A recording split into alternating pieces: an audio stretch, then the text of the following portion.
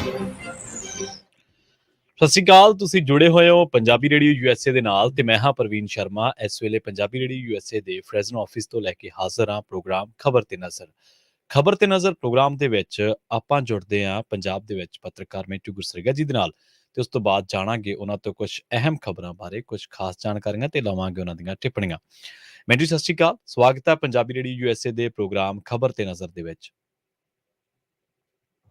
ਜੀ ਸ਼ੁਕਰੀਆ ਸਾਰਿਆਂ ਨੂੰ, ਸਤਿ ਸ਼੍ਰੀ ਅਕਾਲ ਜੀ। ਜੀ ਪ੍ਰੋਗਰਾਮ ਦੇ ਵਿੱਚ ਮਿੰਟੂ ਜੀ ਅੱਗੇ ਵਧਣ ਤੋਂ ਪਹਿਲਾਂ ਅਸੀਂ ਧੰਨਵਾਦ ਕਰ ਲਈਏ ਸਾਡੇ ਸਪਾਂਸਰਸ ਦਾ। ਖਾਲਸਾ ਇੰਸ਼ੋਰੈਂਸ ਏਜੰਸੀ ਵਾਲੇ ਪਿਛਲੇ ਕਈ ਦਹਾਕਿਆਂ ਤੋਂ ਇੰਸ਼ੋਰੈਂਸ ਦੇ ਵਿੱਚ ਸ਼ਾਨਦਾਰ ਸੇਵਾਵਾਂ ਦੇਣ ਦੇ ਲਈ ਜਾਣੇ ਜਾਂਦੇ ਨੇ। ਕਿਸੇ ਵੀ ਤਰ੍ਹਾਂ ਦੀ ਇੰਸ਼ੋਰੈਂਸ ਦੇ ਲਈ ਤੁਸੀਂ ਇਹਨਾਂ ਦੇ ਨਾਲ 408 272 2500 ਤੇ ਗੱਲ ਕਰ ਸਕਦੇ ਹੋ। ਟਰਕੀਆਨਾ ਇਮੀਗ੍ਰੇਸ਼ਨ ਲਾ ਫਰਮ ਵਾਲੇ, ਜੇ ਟਰਕੀਆਨਾ ਇਮੀਗ੍ਰੇਸ਼ਨ ਬਾਬਤ ਤੁਹਾਡਾ ਕੋਈ ਸਵਾਲ ਹੈ, ਕੋਈ ਸਲਾਹ ਕਰਨੀ ਹੈ ਤਾਂ ਜਿਹਦੇ ਨਾਲ 415 909 0503 ਤੇ ਗੱਲ ਕੀਤੀ ਜਾ ਸਕਦੀ ਹੈ। Krishan Dhanota Yuba City, Baljinder Singh Nijjar Woodland, Paramjit Kaur Rangi Vacaville, Harnek Singh Pawal Indian ਕੰਜ਼ੀਨੈਂਟਨ, ਗਰਮੀਤ ਸਿੰਘ ਧਿਆਨ ਕੌਰ ਸਮਰਾ ਮੋਡੈਸਟੋ, ਜੱਸੀ ਗਿੱਲ ਪਲੰਬਿੰਗ ਵਾਲੇ, Dharam Singh Bakersfield, GN lube ਵਾਲੇ ਟਰੱਕ ਵਾਸ਼ ਕਰਦੇ ਨੇ, ਆਇਲ ਚੇਂਜ ਕਰਦੇ ਨੇ, ਏਅਰ ਬ੍ਰੇਕਾਂ ਦਾ ਕੰਮ ਤਸੱਲੀ ਬਖਸ਼ ਕਰਵਾ ਸਕਦੇ ਹੋ। ਨਵੇਂ ਪੁਰਾਣੇ ਟਾਇਰ ਵੀ ਇਹਨਾਂ ਤੋਂ ਲੈ ਸਕਦੇ ਹੋ। ਲੋਕੇਸ਼ਨ ਹੈ ਸੈਂਟਾਨੇਲਾ ਦੀ। ਨਿਮਾ ਸਹੂਤਾ ਦੇ ਨਾਲ ਗੱਲ ਕਰ ਸਕਦੇ ਹੋ 209 277 0113 ਤੇ। ਟਰੱਕਾਂ ਦੀ ਸਿਖਲਾਈ ਲੈਣ ਬਾਰੇ ਸੋਚ ਰਹੇ ਹੋ ਤਾਂ ਵੈਸਟ ਕੋਸਟ ਟਰੱਕ ਸਕੂਲ ਵਾਲੇ ਅਜੀਤ ਟਵਾਲ ਦੇ ਨਾਲ ਸੰਪਰਕ ਕੀਤਾ ਜਾ ਸਕਦਾ ਹੈ। ਨੰਬਰ ਹੈ 559 800 0590 ਤੇ ਜ਼ੈਂਡਰ ਗਰੁੱਪ ਵਾਲੇ ਕਿਸੇ ਵੀ ਤਰ੍ਹਾਂ ਦਾ ਘਰ ਖਰੀਦਣਾ ਜਾਂ ਘਰ ਵੇਚਣਾ ਜਾਂ ਲੈਣਾ ਚਾਹੁੰਦੇ ਤੁਸੀਂ ਹੋਮ ਲੋਨ ਤਾਂ ਇਹਨਾਂ ਦੇ ਨਾਲ 559 905 2575 ਤੇ ਗੱਲ ਕੀਤੀ ਜਾ ਸਕਦੀ ਹੈ। ਮਿੰਟੂ ਜੀ ਖਬਰਾਂ ਦੇ ਵੱਲ ਆਈਏ ਤੇ ਸ਼ੁਰੂਆਤ ਕਰੀਏ ਇੱਕ ਜਿਹੜੀ ਭਾਜਪਾ ਦੀ ਨੇਤਾ ਸੋਨਾਲੀ ਫੁਗਾੜ ਦੀ ਮੌਤ ਹੋਈ ਹੈ ਜੀ। ਉਸ ਮਾਮਲੇ ਦੇ ਵਿੱਚ ਹੁਣ 2 ਵਿਅਕਤੀਆਂ ਦੇ ਖਿਲਾਫ ਕਤਲ ਦਾ ਮਾਮਲਾ ਦਰਜ ਕਰ ਲਿਆ ਗਿਆ। ਇਹ ਖਬਰ ਜਿਹੜੀ ਹੈ ਕਾਫੀ ਜ਼ਿਆਦਾ ਇਸ ਵੇਲੇ ਚਰਚਿਤ ਹੋ ਗਈ ਕਿਉਂਕਿ ਮੌਤ ਹੋਈ ਸੀਗੀ ਸੋਨਾਲੀ ਫੁਗਾੜ ਦੀ 2-3 ਦਿਨ ਪਹਿਲਾਂ। ਉਸ ਤੋਂ ਬਾਅਦ ਇੱਕ ਨਾਰਮਲ ਖਬਰ ਦੇ ਤਰ੍ਹਾਂ ਇਹ ਖਬਰ ਜਿਹੜੀ ਹੈ ਦੱਬ ਜਾਂਦੀ ਹੈ, ਪਰ ਅਚਾਨਕ ਅੱਜ ਪੋਸਟਮਾਰਟਮ ਦੀ ਜਿਵੇਂ ਰਿਪੋਰਟ ਆਉਂਦੀ ਹੈ ਤਾਂ ਫਿਰ ਤਰਥੱਲੀ ਮਚ ਗਈ ਉਰੇ, ਕਿਉਂਕਿ ਸੋਨਾਲੀ ਫੁਗਾੜ ਦੀ ਮੌਤ ਜਿਹੜੀ ਹੈ ਉਹ ਇੱਕ ਤਰ੍ਹਾਂ ਨਾਲ ਕਹਿ ਲਓ ਕਿ ਕੁਦਰਤੀ ਮੌਤ ਨਾ ਹੋ ਕੇ ਕੁਝ ਸੱਟਾਂ ਉਹਦੇ ਚ ਆਈਆਂ ਨੇ ਜਿਹਦਾ ਕਾਰਨ ਜਿਹੜਾ ਸ਼ਾਇਦ ਬਣਿਆ ਮੌਤ ਦਾ ਉਹ ਦੱਸਿਆ ਜਾ ਰਿਹਾ। ਤਾਂ ਇਹ ਆਪਣੇ ਆਪ ਦੇ ਵਿੱਚ ਇੱਕ ਬਹੁਤ ਵੱਡੀ ਖਬਰ ਬਣ ਗਈ।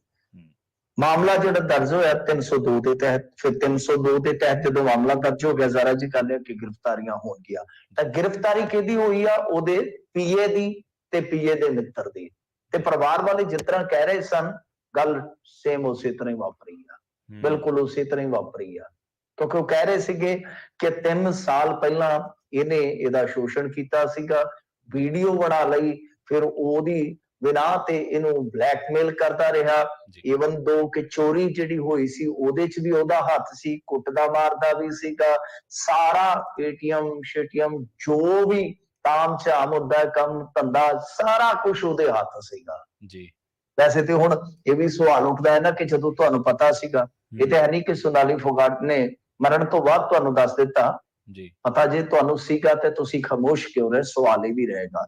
ਪਰ ਚਲੋ ਮੌਤ ਹੋਣ ਤੋਂ ਬਾਅਦ ਫਿਰ ਇਹਨਾਂ ਨੇ ਕਿਹਾ ਕਿ 12 ਘੰਟੇ ਫੋਨ ਇਹੀ ਇਸਤੇਮਾਲ ਕਰਦਾ ਰਿਹਾ ਪੀਏ ਜੀ। ਦੂਜੀ ਗੱਲ, ਹੁਣ ਇਹ ਵੀ ਇੱਕ ਜਾਂਚ ਦਾ ਵਿਸ਼ਾ, ਵੈਸੇ ਸੁਧੀਰ ਸਾਂਗਵਾਨ ਉਹਦਾ ਪੀਏ, ਉਹਦਾ ਦੋਸਤ ਦਾ ਨਾਮ ਹੈ ਸੁਖਵਿੰਦਰ, ਇਹ ਵੀ ਜਾਂਚ ਦਾ ਵਿਸ਼ਾ ਹੈ ਕਿ ਕੀ ਡਰੱਗ ਦਿੱਤੀ ਗਈ ਸੀ ਕਿ ਨਹੀਂ, ਕਿਉਂਕਿ ਇੱਕ ਟੈਲੀਫੋਨ ਕਾਲ ਦੇ ਵਿੱਚ ਇਹ ਦਾਅਵਾ ਕੀਤਾ ਗਿਆ ਕਿ ਜਦੋਂ ਘਰ ਉਹਨੇ ਗੱਲ ਕੀਤੀ ਸੋਨਾਲੀ ਫੁਗਾੜ ਨੇ, ਤਾਂ ਉਹਨੇ ਕਿਹਾ ਕਿ ਮੈਂ ਖੀਰ ਖਾਣ ਤੋਂ ਬਾਅਦ ਕੁਝ ਅਸਹਿਜ ਮਹਿਸੂਸ ਕਰ ਰਹੀ ਹਾਂ, ਨਾਰਮਲ ਨਹੀਂ ਆ ਜੀ। ਇਹ ਵੀ ਆਪਣੇ ਆਪ ਦੇ ਵਿੱਚ ਇੱਕ ਵੱਡਾ ਸਵਾਲ ਹੈ ਕਿ ਕੀ ਡਰੱਗ ਦਿੱਤਾ ਗਿਆ ਕਿ ਨਹੀਂ, ਕਿਉਂਕਿ ਉਹ ਵਿਸਰਾ ਰਿਪੋਰਟ ਮੇਰੇ ਖਿਆਲ ਦੇ ਨਾਲ ਅਲੱਗ ਤੋਂ ਹੋਏਗੀ, ਤਾਂ ਸ਼ਾਇਦ ਉਸ ਤੋਂ ਬਾਅਦ ਪਤਾ ਲੱਗੇਗਾ ਕਿ ਕੀ ਉਹਨੇ ਕੋਈ ਡਰੱਗ ਲਈ ਜਾਂ ਡਰੱਗ ਉਹਨੂੰ ਖਵਾਈ ਗਈ ਵਗੈਰਾ ਵਗੈਰਾ। ਜੋ ਵੀ ਇਸ ਤਰ੍ਹਾਂ ਦੇ ਸਵਾਲ ਨੇ ਉਹ ਉਸ ਤੋਂ ਬਾਅਦ ਹੀ ਹੱਲ ਹੋਣਗੇ। ਪਰ ਵੱਡੀ ਖਬਰ ਇਹੀ ਹੈ ਕਿ ਤਕਰੀਬਨ ਲਾ ਲਓ ਕਿ 3-4 ਘੰਟੇ ਪੋਸਟਮਾਰਟਮ ਚੱਲਦਾ ਹੈ ਤੇ ਉਸ ਤੋਂ ਬਾਅਦ ਫਿਰ ਇਹਦੇ ਚ ਆਉਂਦਾ ਹੈ ਬਲੰਟ ਕੱਟ ਕਹਿੰਦੇ ਨੇ ਸ਼ਾਇਦ ਉਹਨੂੰ, ਤਾਂ ਉਹ ਆਈ ਹੈ ਜੋ ਜਿਵੇਂ ਆਪਾਂ ਕਹਿ ਦਿੰਦੇ ਆ ਨਾ ਕਿ ਬਲੰਟ ਕੱਟ, ਜਿੱਦਾਂ ਗੁੱਜੀ ਮਾਰ ਜੀ। ਹੁਣ ਗੁੱਜੀ ਮਾਰ ਉਹ ਲਾਠੀ ਦੀ ਹੈ, ਡੰਡੇ ਦੀ ਹੈ ਜਾਂ ਕਿਸੇ ਕਸੋਨ ਮੁਖੀ ਦੀ ਹੈ, ਇਹ ਨਹੀਂ ਆਪਾਂ ਕਹਿ ਸਕਦੇ, ਪਰ ਉਹਦਾ ਕਾਰਨ ਜਿਹੜਾ ਹੈ ਇਹੀ ਦੱਸਿਆ ਗਿਆ ਕਿ ਬਲੰਟ ਕੱਟ ਦੇ ਨਾਲ ਹੀ ਇਹ ਮੌਤ ਦਾ ਇੱਕ ਕਾਰਨ ਹੋ ਸਕਦਾ। ਸੋ ਇਹ ਰਿਪੋਰਟ ਦੇ ਵਿੱਚ ਹੈ, ਪਤਾ ਨਹੀਂ ਡੈਥ ਦਾ ਕਾਰਨ ਬਣਦਾ ਹੈ ਕਿ ਨਹੀਂ ਬਣਦਾ, ਪਰ ਇਹ ਗੁੰਮ ਚੋਟ ਜਿਹੜੀ ਹੈ ਉਹ ਜ਼ਰੂਰ ਆਈ ਹੈ। ਤਾਂ ਇਹ ਹੁਣ ਮਾਮਲਾ ਜਿਹੜਾ 302 ਦਾ ਬਣਿਆ, ਜ਼ਰਾ ਜੀ ਗੱਲ ਆ ਕਿ ਚਲੋ ਆਪਾਂ ਰਿਪੋਰਟ ਨਹੀਂ ਪੜ੍ਹੀ, ਤਾਂ ਮੈਂ ਕਹਿ ਰਿਹਾ ਕਿ ਪਤਾ ਨਹੀਂ ਕਾਰਨ ਵੀ ਦੱਸਿਆ ਹੋਵੇਗਾ ਕਿ ਨਹੀਂ ਉਸ ਪੋਸਟਮਾਰਟਮ ਦੀ ਰਿਪੋਰਟ ਦੇ ਵਿੱਚ। ਪਰ ਜੇ ਮੰਨ ਲਓ ਸੱਟ ਦੇ ਨਿਸ਼ਾਨ ਆਉਣ ਤੋਂ ਬਾਅਦ ਜਾਂ ਸੱਟ ਆਉਣ ਤੋਂ ਬਾਅਦ 302 ਲੱਗਦੀ ਹੈ, ਤਾਂ ਫਿਰ ਇਹੀ ਵਜ੍ਹਾ ਬਣਿਆ ਨਾ, ਤਾਂ ਹੀ 302 ਦਾ ਪਰਚਾ ਦਰਜ ਕਰ ਲਿਆ ਗਿਆ। ਇਹ ਹੁਣ ਦੇਖਣਾ ਹੋਵੇਗਾ ਕਿ ਅੱਗੇ ਇਨਵੈਸਟੀਗੇਸ਼ਨ ਕਿੱਧਰ ਨੂੰ ਜਾਂਦੀ ਹੈ। ਪਰ ਸੋਨਾਲੀ ਫੋਗਾਟ ਮੈਂ ਜਦੋਂ ਵੀ ਵੇਖਿਆ, ਵੈਸੇ ਤੇ ਵਿਵਾਦ ਵੀ ਬਹੁਤ ਜੁੜੇ ਹੋਏ ਆ। ਇੱਕ ਵਾਰੀ ਚੱਪਲ ਮਾਰੀ ਸੀ ਇਹਨੇ ਜੀ, ਇੱਕ ਅਧਿਕਾਰੀ ਬਹੁਤ ਰੌਲਾ ਪਿਆ ਸੀ, ਇਹਨੂੰ ਬਹੁਤ ਜ਼ਿਆਦਾ ਕੋਸਿਆ ਵੀ ਗਿਆ ਸੀ ਔਰ ਕਾਬਲੇ ਕੋਸਣ ਵੀ ਸੀਗਾ ਕਿ ਇਹੋ ਜਿਹੀ ਹਰਕਤ ਜਿਹੜੀ ਹੈ ਉਹ ਨਹੀਂ ਹੋਣੀ ਚਾਹੀਦੀ ਹੈ। ਇਹਨੇ ਉਲਟਾ ਉਹਦੇ ਤੇ ਦੋਸ਼ ਲਾਇਆ ਸੀਗਾ ਕਿ ਇਹਨੇ ਬਦਤਮੀਜ਼ੀ ਕੀਤੀ ਹੈ। ਤਾਂ ਖੈਰ, ਪਰ ਜਿਵੇਂ ਦੇਖਿਆ ਇਸ ਬੀਬੀ ਨੂੰ 4-5 ਸਾਲ ਬਹੁਤ ਤੇਜ਼ ਦੌੜ ਰਹੀ ਸੀ, ਤੇਜ਼ ਦੌੜ ਰਹੀ ਸੀਗੀ, ਜਿੱਦਾਂ ਖੁੱਲ ਕੇ ਜ਼ਿੰਦਗੀ ਨੂੰ ਜਿਉ ਰਹੀ ਸੀ ਜੀ, ਬਹੁਤ ਖੁੱਲ ਕੇ ਜ਼ਿੰਦਗੀ ਜਿਉ ਰਹੀ ਸੀ। ਕਈ ਵਾਰ ਇਨਸਾਨ ਕੋਲ ਵਕਤ ਥੋੜਾ ਹੁੰਦਾ ਹੈ, ਵੇਲਾ ਥੋੜਾ ਹੁੰਦਾ, ਉਹ ਫਿਰ ਤੇਜ਼ ਦੌੜਦਾ ਹੈ। ਤਾਂ ਬੀਬੀ ਤੇਜ਼ ਦੌੜ ਰਹੀ ਸੀਗੀ। ਹੁਣ ਇਸ ਥਾਂ ਤੇ ਆ ਕੇ, ਇਸ ਜਗ੍ਹਾ ਤੇ ਆ ਕੇ ਗੋਆ ਦੇ ਵਿੱਚ ਕੀ ਹੋਇਆ ਕੀ ਨਹੀਂ, ਇਹ ਆਪਣੇ ਆਪ ਦੇ ਵਿੱਚ ਇੱਕ ਵਜ਼ਾਰਤ ਹੈ। ਪਰ ਕੇਸ ਕਤਲ ਦਾ ਦਰਜ ਹੋ ਗਿਆ। ਵੱਡੀ ਗੱਲ ਇਹ ਹੈ ਕਿ ਪਹਿਲਾਂ ਇਹ ਪ੍ਰਚਾਰ ਹੋਇਆ ਖਬਰਾਂ ਦੇ ਰਾਹੀਂ ਕਿ ਇੱਥੇ ਸ਼ੂਟ ਵਾਸਤੇ ਆਈ ਸੀ, ਉਹ ਵੀ ਗੱਲ ਕਹਿੰਦੇ ਆ ਕਿ ਸ਼ੂਟ ਵਾਲੀ ਵੀ ਝੂਠ ਨਿਕਲੀ ਹੈ। ਤਾਂ ਇਹਦਾ ਮਤਲਬ ਇਹ ਹੋ ਕਿ ਸ਼ਾਇਦ ਇੱਥੇ ਲਿਆਂਦਾ ਗਿਆ, ਫਿਰ ਇਹ ਸਾਰਾ ਕੁਝ ਅੰਜਾਮ ਦਿੱਤਾ ਗਿਆ। ਹੋ ਸਕਦਾ ਹੈ ਇਹ ਤਾਂ ਹੁਣ ਚਲੋ ਅਦਾਲਤ ਤੈਅ ਕਰੇਗੀ ਕਿ ਮਾਮਲਾ ਸੱਚਾ ਹੈ ਕਿ ਝੂਠਾ ਹੈ, ਪਰ ਇਹਦੇ 'ਚ ਇੱਕ ਰਾਜਨੀਤਿਕ ਐਂਗਲ ਵੀ ਤਾਂ ਹੈਗਾ ਹੈ ਨਾ, ਰਾਜਨੀਤਿਕ ਟਸਲਬਾਜ਼ੀ ਵੀ ਹੁੰਦੀ ਹੈ। ਸੋਨਾਲੀ ਫੋਗਾਟ ਇੱਕ ਰਾਜਨੀਤਿਕ ਚਿਹਰਾ ਸੀ, ਦਮਦਾਰ ਚਿਹਰਾ ਸੀਗਾ ਭਾਜਪਾ ਦੇ ਵਿੱਚ। ਤਾਂ ਕੀ ਰਾਜਨੀਤਿਕ ਐਂਗਲ ਵੀ ਕੋਈ ਗੱਲ ਨਹੀਂ ਨਿਕਲ ਸਕਦਾ? ਕਿਉਂਕਿ ਪਰਿਵਾਰ ਵਾਲੇ ਤੇ ਕਹਿ ਰਹੇ ਨੇ ਕਿ ਭਾਈ ਜੇ ਚੰਗੀ ਤਰ੍ਹਾਂ ਇਸ ਮਾਮਲੇ ਦੇ ਵਿੱਚ ਇੰਟਰੋਗੇਸ਼ਨ ਹੋ ਜਾਂਦੀ ਆ ਤੇ ਮਾਮਲਾ ਰਾਜਨੀਤਿਕ ਐਂਗਲ ਦਾ ਵੀ ਨਿਕਲ ਸਕਦਾ। ਉਹ ਕਹਿੰਦੇ ਕਿ ਬੇਸ਼ੱਕ ਇੱਥੇ ਲਿਆਏ ਨੇ, ਪਰੰਤੂ ਇਹਦੇ ਪਿੱਛੇ ਰਾਜਸੀ ਸਾਜ਼ਿਸ਼ ਹੋ ਸਕਦੀ ਹੈ। ਜੀ ਜੀ ਜੀ। ਅਗਲੀ ਖਬਰ ਦੇ ਵੱਲ ਵਧੀਏ ਮਿੰਟੂ ਜੀ, ਗੱਲ ਕਰੀਏ ਸੁਖਬੀਰ ਸਿੰਘ ਬਾਦਲ ਦੀ। ਸੁਖਬੀਰ ਬਾਦਲ ਨੂੰ ਹੁਣ ਇੱਕ ਪਾਸੇ ਤਾਂ ਚਰਚਾ ਇਹ ਹੈ ਕਿ ਸੰਮਣ ਗਏ ਨੇ, ਪਰ ਦੂਜੇ ਪਾਸੇ ਸੁਖਬੀਰ ਬਾਦਲ ਨੇ ਆਮ ਆਦਮੀ ਪਾਰਟੀ ਦੀ ਸਰਕਾਰ ਨੂੰ ਘੇਰਾ ਵੀ ਪਾਇਆ। ਆਮ ਆਦਮੀ ਪਾਰਟੀ ਨੂੰ ਕਹਿੰਦੇ ਸ਼ਰਾਬ ਪਾਲਿਸੀ ਹੈ ਜਿਹੜੀ, ਉਹਦੇ ਰਾਹੀਂ ਆਪ ਨੇ ਸੈਂਕੜੇ ਦਾ ਘੁਟਾਲਾ ਕੀਤਾ, ਸੈਂਕੜੇ ਕਰੋੜ ਦਾ। ਦੇਖੋ ਗੱਲ ਇਹ ਆ ਜੀ ਕਿ ਆਪੇ ਤੁਸੀਂ ਕਹਿ ਦਿੱਤਾ ਕਿ ਸੰਮਨ ਗਏ ਤੇ ਦੂਸਰੇ ਪਾਸੇ ਕਹਿ ਦਿੱਤਾ ਕਿ ਸਵਾਲ ਚੁੱਕ ਰਹੇ ਨੇ ਪਾਲਿਸੀ ਦੇ। ਜੀ ਜੀ। ਤਾਂ ਆਪਸ ਦੇ ਵਿੱਚ ਦੋਨੇ ਚੀਜ਼ਾਂ ਨੂੰ ਜੋੜ ਲਓ ਫਿਰ। ਜੀ ਜੀ। ਤਾਂ ਸਵਾਲ ਹੀ ਜੁੜ ਗਏ, ਤੁਹਾਡੇ ਤੇ ਆਪਣੇ ਆਪ ਹੀ ਜੁੜ ਗਈ ਗੱਲ ਕਿ ਕਈ ਵਾਰ ਇਸ ਤਰ੍ਹਾਂ ਹੁੰਦਾ ਹੈ ਜੀ ਕਿ ਲੀਡਰ ਜਿਹੜੇ ਹੁੰਦੇ ਨੇ ਉਹ ਗੱਲ ਨੂੰ ਕਿਸੇ ਹੋਰ ਪਾਸੇ, ਕਿਸੇ ਹੋਰ ਦਿਸ਼ਾ 'ਚ ਲਿਜਾਣ 'ਚ ਮੁਹਾਰਤ ਰੱਖਦੇ, ਕੋਸ਼ਿਸ਼ ਕਰਦੇ ਨੇ। ਹੁਣ ਤੁਸੀਂ ਕੋਸ਼ਿਸ਼ ਨੂੰ ਫੜਦੇ ਹੋ ਕਿ ਨਹੀਂ ਫੜਦੇ, ਉਹ ਤੁਹਾਡੇ ਤੇ ਨਿਰਭਰ ਕਰਦਾ। ਤਾਂ ਬਈ ਹੋ ਸਕਦਾ, ਕਿਉਂਕਿ ਉਹ ਤਾਂ ਕਹਿੰਦੇ ਸੰਮਨ ਮੈਨੂੰ ਮਿਲੇ ਨਹੀਂ, ਮਿਲੇ ਨਹੀਂ ਜੀ, ਅੱਛਾ, ਬਸ ਗੱਲ ਖਤਮ ਹੈ। ਤਾਂ ਜੇ ਸੰਮਨ ਮਿਲੇ ਨਹੀਂ ਤਾਂ ਕੋਈ ਗੱਲ ਨਹੀਂ, ਮਿਲ ਜਾਣਗੇ। ਕਿਹੜਾ ਸੰਮਨ ਜਿਹੜੇ ਆ ਉਹ ਸਾਰੀ ਦੁਨੀਆ ਦਾ ਕਹਿ ਲਓ ਐ ਚੱਕਰ ਕੱਟ ਕੇ ਆਉਣੇ ਆ। ਹੋ ਸਕਦਾ ਈਮੇਲ ਤੁਸੀਂ ਘਰ ਜਾ ਕੇ ਚੈੱਕ ਕਰੋ ਤੇ ਈਮੇਲ ਹੀ ਆਏ ਹੋਣ ਤੇ ਜਾਂ ਤੁਹਾਡੇ ਬਾਰ ਦੇ ਵਿੱਚ ਪਏ ਹੋਣ। ਖੈਰ ਇਹ ਤਾਂ ਚਲੋ ਦੇਖਾਂਗੇ। ਦੂਜੀ ਚੀਜ਼ ਜਿਹੜੀ ਹੈ ਇਸ ਮਾਮਲੇ ਦੇ ਵਿੱਚ ਸ਼ਰਾਬ ਪਾਲਿਸੀ ਵਾਲੀ, ਤਾਂ ਇਹ ਇੱਕ ਬਹੁਤ ਵੱਡੀ ਇੱਕ ਤਰ੍ਹਾਂ ਨਾਲ ਕਹਿ ਲਓ ਕਿ ਉਹਨਾਂ ਨੇ ਪੀਸੀ ਕੀਤੀ ਆ। ਤੇ ਆਮ ਆਦਮੀ ਪਾਰਟੀ ਦਾ ਅੱਜ ਬੁਲਾਰਾ ਨਹੀਂ ਆਇਆ ਮੇਨ ਸਟ੍ਰੀਮ ਦੇ ਇੱਕ ਇਹਨਾਂ ਦੇ ਆਪਣੇ ਪ੍ਰਚਾਰ ਵਾਸਤੇ ਮਸ਼ਹੂਰ ਚੈਨਲ ਤੇ। ਇਹ ਗੱਲ ਦਾ ਹਿਸਾਬ ਲਾ ਲਓ ਕਿ ਜਿਹੜਾ ਚੈਨਲ ਇਹਨਾਂ ਦਾ ਪ੍ਰਚਾਰ ਕਰਦਾ ਰਿਹਾ, ਕਰੋੜਾਂ ਦੇ ਇਸ਼ਤਿਹਾਰ ਲੈ ਕੇ, ਸਾਡੇ ਕੋਲ ਤੇ ਆਰਟੀਆਈ ਨੇ, ਮੈਂ ਬਿਨਾਂ ਤੱਥ ਤੋਂ ਗੱਲ ਨਹੀਂ ਕਰਦਾ, ਅਸੀਂ ਖੁਦ ਆਰਟੀਆਈ ਪਾ ਕੇ ਉਹਨਾਂ ਚੈਨਲਾਂ ਦੀ ਲਿਸਟ ਕਢਾਈ ਹੈ। ਤਾਂ ਉਹ ਜਿਹੜੇ ਚੈਨਲ ਜਿਨ੍ਹਾਂ ਨੂੰ ਕਰੋੜਾਂ ਦੇ ਪੈਕੇਜ ਦਿੱਤੇ ਆ, ਉਹੀ ਡਿਬੇਟ 'ਚ ਬੁਲਾ ਰਹੇ ਸੀ ਕਿ ਆਓ ਨਾ, ਆਈਏ ਹਜ਼ੂਰ। ਤਾਂ ਆਏ ਨਹੀਂ, ਤਰਜਮਾਨ ਨਹੀਂ ਆਏ। ਤਾਂ ਇਹਦਾ ਮਤਲਬ ਤੁਸੀਂ ਆਪ ਸਮਝ ਸਕਦੇ ਜੀ ਜੀ ਕਿ ਸੱਤਾਧਾਰੀ ਧਿਰ ਜਦੋਂ ਆਪਣਾ ਤਰਜਮਾਨ ਨਹੀਂ ਭੇਜਦੀ, ਜਾਂ ਤਾਂ ਚੈਨਲ ਦੇ ਨਾਲ ਨਾਖੁਸ਼ ਹੋ ਜਾਂਦੀ ਹੈ, ਖਫਾ ਹੋ ਜਾਂਦੀ ਹੈ, ਤੇ ਜਾਂ ਫਿਰ ਕਹਿਣ ਲਈ ਕੁਝ ਨਹੀਂ ਬਚਦਾ, ਕਹਿਣ ਲਈ ਕੱਖ ਨਹੀਂ ਬਚਦਾ। ਸੋ ਇਸ ਕਰਕੇ ਹੁਣ ਇਸ ਮਾਮਲੇ ਦੇ ਵਿੱਚ ਦੇਖੋ ਜਵਾਬ ਤੇ ਇਹਨਾਂ ਨੇ ਦੇਣੇ ਆ, ਪਰ ਸਵਾਲ ਸੁਖਬੀਰ ਸਿੰਘ ਬਾਦਲ ਨੇ ਵੱਡੇ ਖੜੇ ਕੀਤੇ ਨੇ। ਕਈ ਵਾਰ ਕੀ ਹੁੰਦਾ ਕਿ ਅਸੀਂ ਇਹ ਕਹਿ ਦਿੰਦੇ ਕਿ ਫਲਾਣੇ ਬੰਦੇ ਦੀ ਗੱਲ ਯਾਰ ਉਹ ਸੱਚੀ ਨਹੀਂ ਹੋ ਸਕਦੀ, ਫਲਾਣਾ ਸੱਚ ਬੋਲਦਾ ਨਹੀਂ ਹੋ ਸਕਦਾ, ਜਾਂ ਇਹਨੂੰ ਛੱਡੋ ਯਾਰ ਇਹਦਾ ਕੀ ਹੈ। ਐਸਾ ਨਹੀਂ ਹੁੰਦਾ। ਕੋਈ ਵੀ ਬੰਦਾ ਰਾਜਨੀਤੀ ਦੇ ਵਿੱਚ ਮੌਕੇ ਤੇ ਬਹੁਤ ਕੁਝ ਕਰਨ ਦੀ ਸਮਰੱਥਾ ਰੱਖਦਾ ਹੁੰਦਾ ਹੈ। ਤਾਂ ਖੈਰ ਇਹਨਾਂ ਨੇ ਜਿਹੜੇ ਅੱਜ ਡਾਕੂਮੈਂਟ ਫਰੋਲੇ ਆ, 2-3 ਉਹਦੇ ਵਿੱਚ ਵੱਡੇ ਖੁਲਾਸੇ ਨੇ। ਇੱਕ ਤੇ ਇਹ ਆ ਕਿ ਕਹਿੰਦੇ ਕਿ ਜਿਨ੍ਹਾਂ ਨੂੰ ਇਹਨਾਂ ਨੇ ਹੋਲਸੇਲ ਦਾ ਕੰਮ ਦਿੱਤਾ, ਦੇਖੋ ਸ਼ਰਾਬ ਦਾ ਕਾਰੋਬਾਰ 3 ਚੀਜ਼ਾਂ ਤੇ ਟਿਕਿਆ ਹੁੰਦਾ ਹੈ। ਇੱਕ ਹੁੰਦਾ ਸ਼ਰਾਬ ਦਾ ਨਿਰਮਾਤਾ, ਇੱਕ ਹੁੰਦਾ ਸ਼ਰਾਬ ਦਾ ਜਿਹੜਾ ਕਹਿ ਲਓ ਕਿ ਵਰਤਾਵਾ, ਕਹਿ ਲਓ ਕਿ ਗਾਂ ਜਾ ਕੇ ਉੱਥੇ ਉਹ ਸ਼ਰਾਬ ਨੂੰ ਡਿਸਟ੍ਰੀਬਿਊਟ ਕਰਦਾ ਹੈ। ਉਹ ਆ ਗਿਆ ਵਿਚਾਰਣਾ ਮਿਡ ਦੇ ਵਿੱਚ, ਮਿਡਲ ਦੇ ਵਿੱਚ ਉਹ ਆ ਗਿਆ। ਤੇ ਤੀਸਰਾ ਹੋ ਗਿਆ ਜਿਹਨੇ ਦੁਕਾਨ ਤੋਂ ਵੇਚਣੀ ਆ। 3 ਚੀਜ਼ਾਂ ਹੋ ਗਈਆਂ ਕਿ ਇੱਕ ਨੇ ਬਣਾਈ ਚੀਜ਼, ਦੂਜੇ ਨੇ ਗਾਂ ਵੰਡੀ ਸ਼ਬਦ ਵੈਸੇ ਇਸਤੇਮਾਲ ਕਰਨਾ ਚਾਹੀਦਾ, ਵਰਤੋਣਾ ਸ਼ਬਦ ਨਹੀਂ ਇਸਤੇਮਾਲ ਕਰਨਾ ਚਾਹੀਦਾ। ਇੱਕ ਵੰਡ ਵਾਲਾ ਹੋ ਗਿਆ, ਬਣਾਉਣ ਵਾਲਾ, ਵੰਡ ਵਾਲਾ, ਤੇ ਤੀਜਾ ਹੋ ਗਿਆ ਵੇਚਣ ਵਾਲਾ। ਠੀਕ ਹੈ। ਹੁਣ ਜਿਹੜਾ ਮਹੱਤਵਪੂਰਨ ਪਹਿਲੂ ਹੁੰਦਾ ਉਹ ਹੁੰਦਾ ਵੰਡ ਵਾਲਾ, ਜਿਹੜਾ ਵਿਚਾਲੇ ਹੁੰਦਾ ਹੈ ਕਿ ਉਹਨੇ ਡਿਸਟਿਲਰੀ ਤੋਂ ਚੱਕੀ ਤੇ ਰਿਟੇਲਰ ਨੂੰ ਦੇ ਦਿੱਤੀ। ਅੱਛਾ, ਇਹਨਾਂ ਨੇ ਜਿਹੜੀ ਗੱਲ ਕਹੀ ਹੈ ਉਹਦੇ ਵਿੱਚ ਇਹ ਹੋਇਆ ਕਿ ਇਹਨਾਂ ਨੇ ਸਿਰਫ 2 ਹੋਲਸੇਲਰਾਂ ਨੂੰ ਹੀ ਸਾਰਾ ਕੰਮ ਸੌਂਪ ਦਿੱਤਾ ਹੈ। ਹਾਲਾਂਕਿ ਇਹਨਾਂ ਦੇ ਤਰਜਮਾਨ ਨੂੰ ਮੈਂ ਸੁਣਿਆ ਸੀ, ਉਹ ਕਹਿੰਦੇ ਸੀ ਨਹੀਂ 3-4 ਹੋਰ ਵੀ ਹੈ ਟੁੱਟਵੇਂ ਰੂਪ ਚ, ਮਤਲਬ ਕਿ 2 ਨੂੰ ਦੇਤਾ 80% ਸਾਰਾ ਕਾਰੋਬਾਰ, ਤੇ ਬਾਕੀ 3-4 ਨੂੰ 10-20% ਉਹਨਾਂ ਨੂੰ ਦੇ ਦਿੱਤਾ, ਝੋਗਾ ਜਿਹਾ ਪਾ ਦਿੱਤਾ। ਤੇ ਉਹਦੇ ਵਿੱਚ ਕਹਿੰਦੇ ਕਿ ਜਿਹੜੇ ਬੰਦਿਆਂ ਨੂੰ ਹੋਲਸੇਲਰ ਦਾ ਉੱਕਾ ਪੁੱਕਾ ਕੰਮ ਸੌਂਪ ਦਿੱਤਾ ਹੈ, ਉਹ ਯੂਪੀ ਤੇ ਹਰਿਆਣੇ ਦੀਆਂ ਸਰਕਾਰਾਂ ਵੱਲੋਂ ਬਲੈਕ ਲਿਸਟਡ ਨੇ।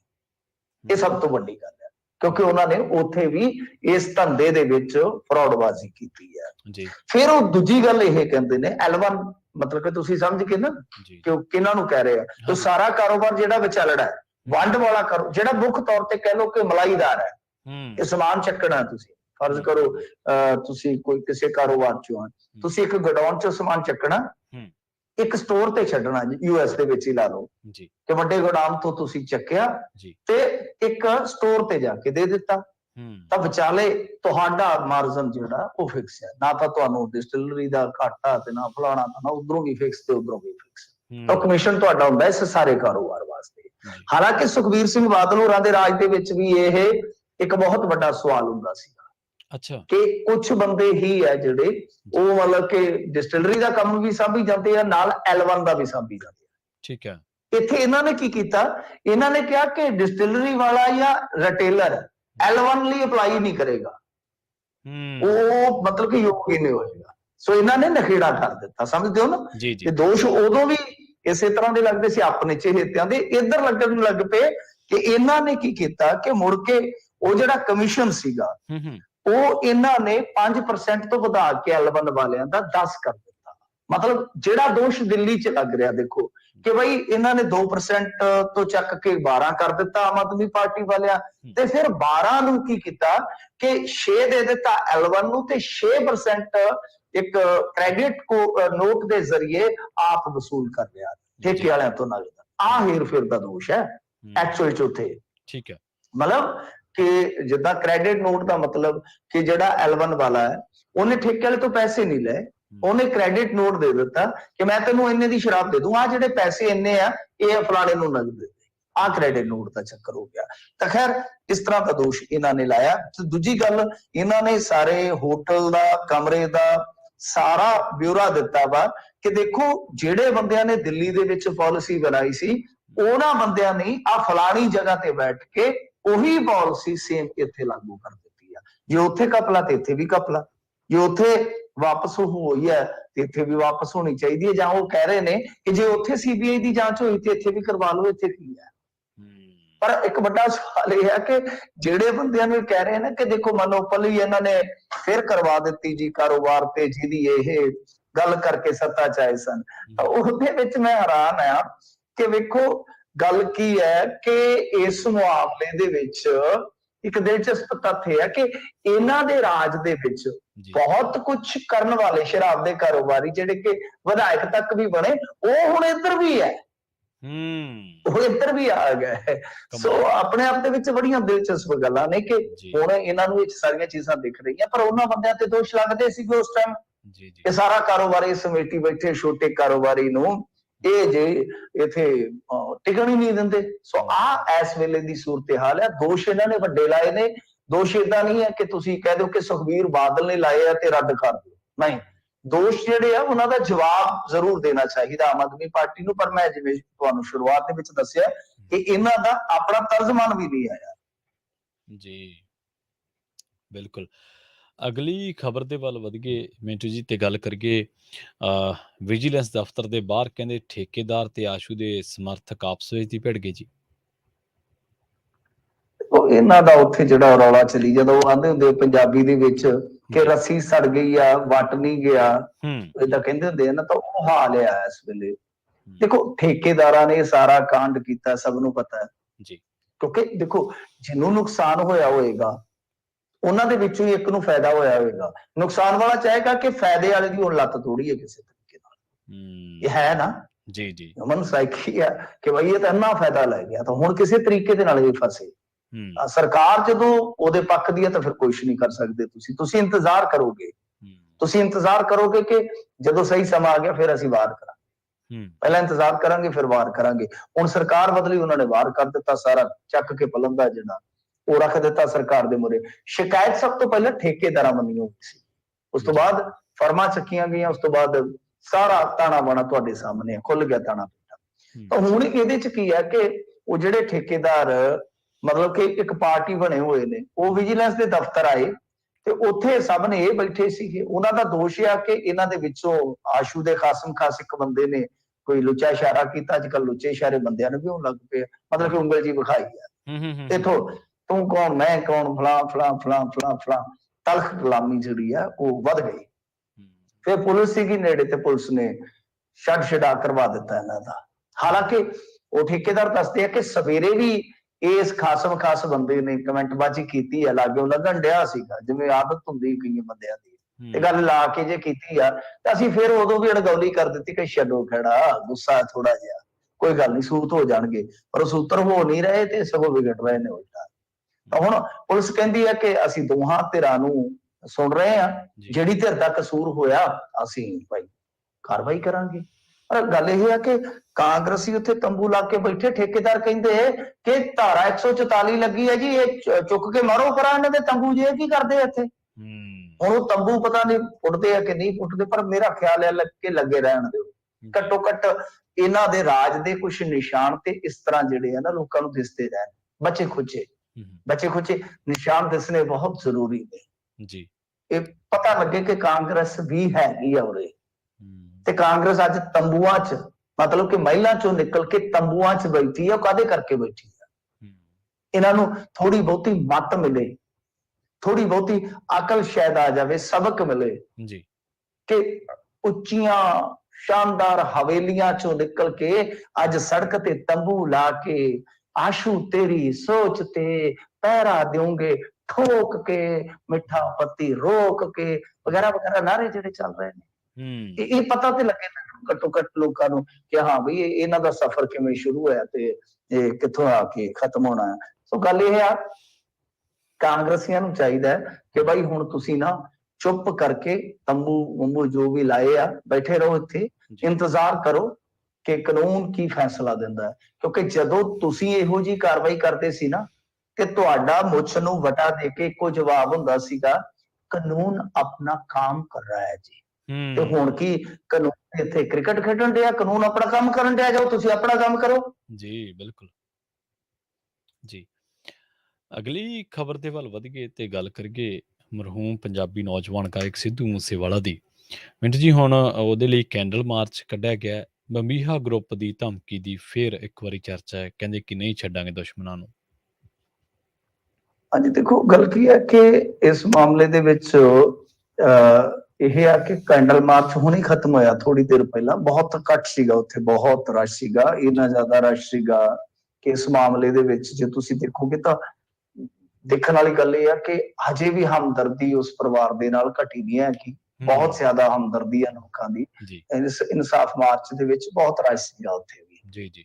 ਬਾਕੀ ਜਿਹੜੀ ਕਾਲ ਸੀ ਕਿ ਦੂਜੇ ਪਿੰਡਾਂ 'ਚ ਸ਼ਹਿਰਾਂ 'ਚ ਵੀ ਕੱਢੋ ਕੈਂਡਲ ਮਾਰਚ, ਉਹਦੀ ਇੰਨੀ ਕੋਈ ਵਾਈ ਨਹੀਂ, ਪਰ ਉੱਥੇ ਬਹੁਤ ਵੱਡਾ ਇਕੱਠ ਹੋ ਗਿਆ ਸੀਗਾ, ਇਹਦੇ 'ਚ ਕੋਈ ਸ਼ੱਕ ਨਹੀਂ, ਕੋਈ ਦੋ ਰਾਏ ਨਹੀਂ। ਹੋਰ ਆਸੇ ਪਾਸੇ ਕੀ ਕੁਛ ਹੋਇਆ ਮੈਨੂੰ ਇੰਨਾ ਪਤਾ ਵੀ ਨਹੀਂ, ਕਿਉਂਕਿ ਹੁਣ ਜਿਵੇਂ ਮੈਂ ਤੁਹਾਨੂੰ ਕਿਹਾ ਕਿ ਇਹ ਤੇ ਬਹੁਤ ਲੇਟ ਇਵਨਿੰਗ ਦੀ ਗੱਲ ਹੈ ਕਿ ਜਦੋਂ ਇਹ ਸਮਾਪਤ ਹੋਇਆ ਤਾਂ ਦੂਜੇ ਸ਼ਹਿਰਾਂ 'ਚ ਵੀ ਸ਼ਾਇਦ ਹੋਇਆ ਹੋਏਗਾ, ਪਰ ਮੈਨੂੰ ਨਹੀਂ ਪਤਾ, ਉਹਦੇ ਬਾਰੇ ਮੈਂ ਕੋਈ ਖਬਰ ਨਹੀਂ ਸੁਣੀ। ਤੇ ਦੂਜੇ ਪਾਸੇ ਬੋਲੇ ਆ ਸਿੱਧੂ ਦੇ ਪਿਤਾ, ਉਹਨਾਂ ਨੇ ਫਿਰ ਉਹੀ ਗੱਲਾਂ ਦੁਹਰਾਈਆਂ ਕਿ ਨਿਆਂ ਦਿਓ ਬਈ, ਸਿਕਿਉਰਿਟੀ ਬਾਰੇ ਦੱਸੋ, ਫਿਰ ਇੰਡਸਟਰੀ ਦੇ ਵਿੱਚ ਜੋ ਇਸ ਵੇਲੇ ਗੰਦ ਖਿਲਰਿਆ ਵੈ ਉਹਦੀ ਜਾਂਚ ਪੜਤਾਲ ਕਰੋ, ਨਿਆਂ ਦਿਓ ਬਈ। ਸਰਕਾਰ ਵਾਰ-ਵਾਰ ਹੋ ਕੇ ਰਹੇ ਨੇ, ਸਾਰੀਆਂ ਗੱਲਾਂ ਬਾਤਾਂ ਤਕਰੀਬਨ ਉਹੀ ਨੇ, ਉਹੀ ਰਹਿਣੀਆਂ ਵੈਸੇ ਤਾਂ, ਭਾਵੇਂ ਸਾਲ ਚੱਲੇ, 2 ਸਾਲ ਚੱਲੇ, 2 ਮਹੀਨੇ ਚੱਲੇ, 2 ਦਿਨ ਚੱਲੇ, ਗੱਲਾਂ ਬਾਤਾਂ ਤਾਂ ਉਹੀ ਰਹਿਣੀਆਂ ਨੇ ਕੁੱਲ ਮਿਲਾ ਕੇ।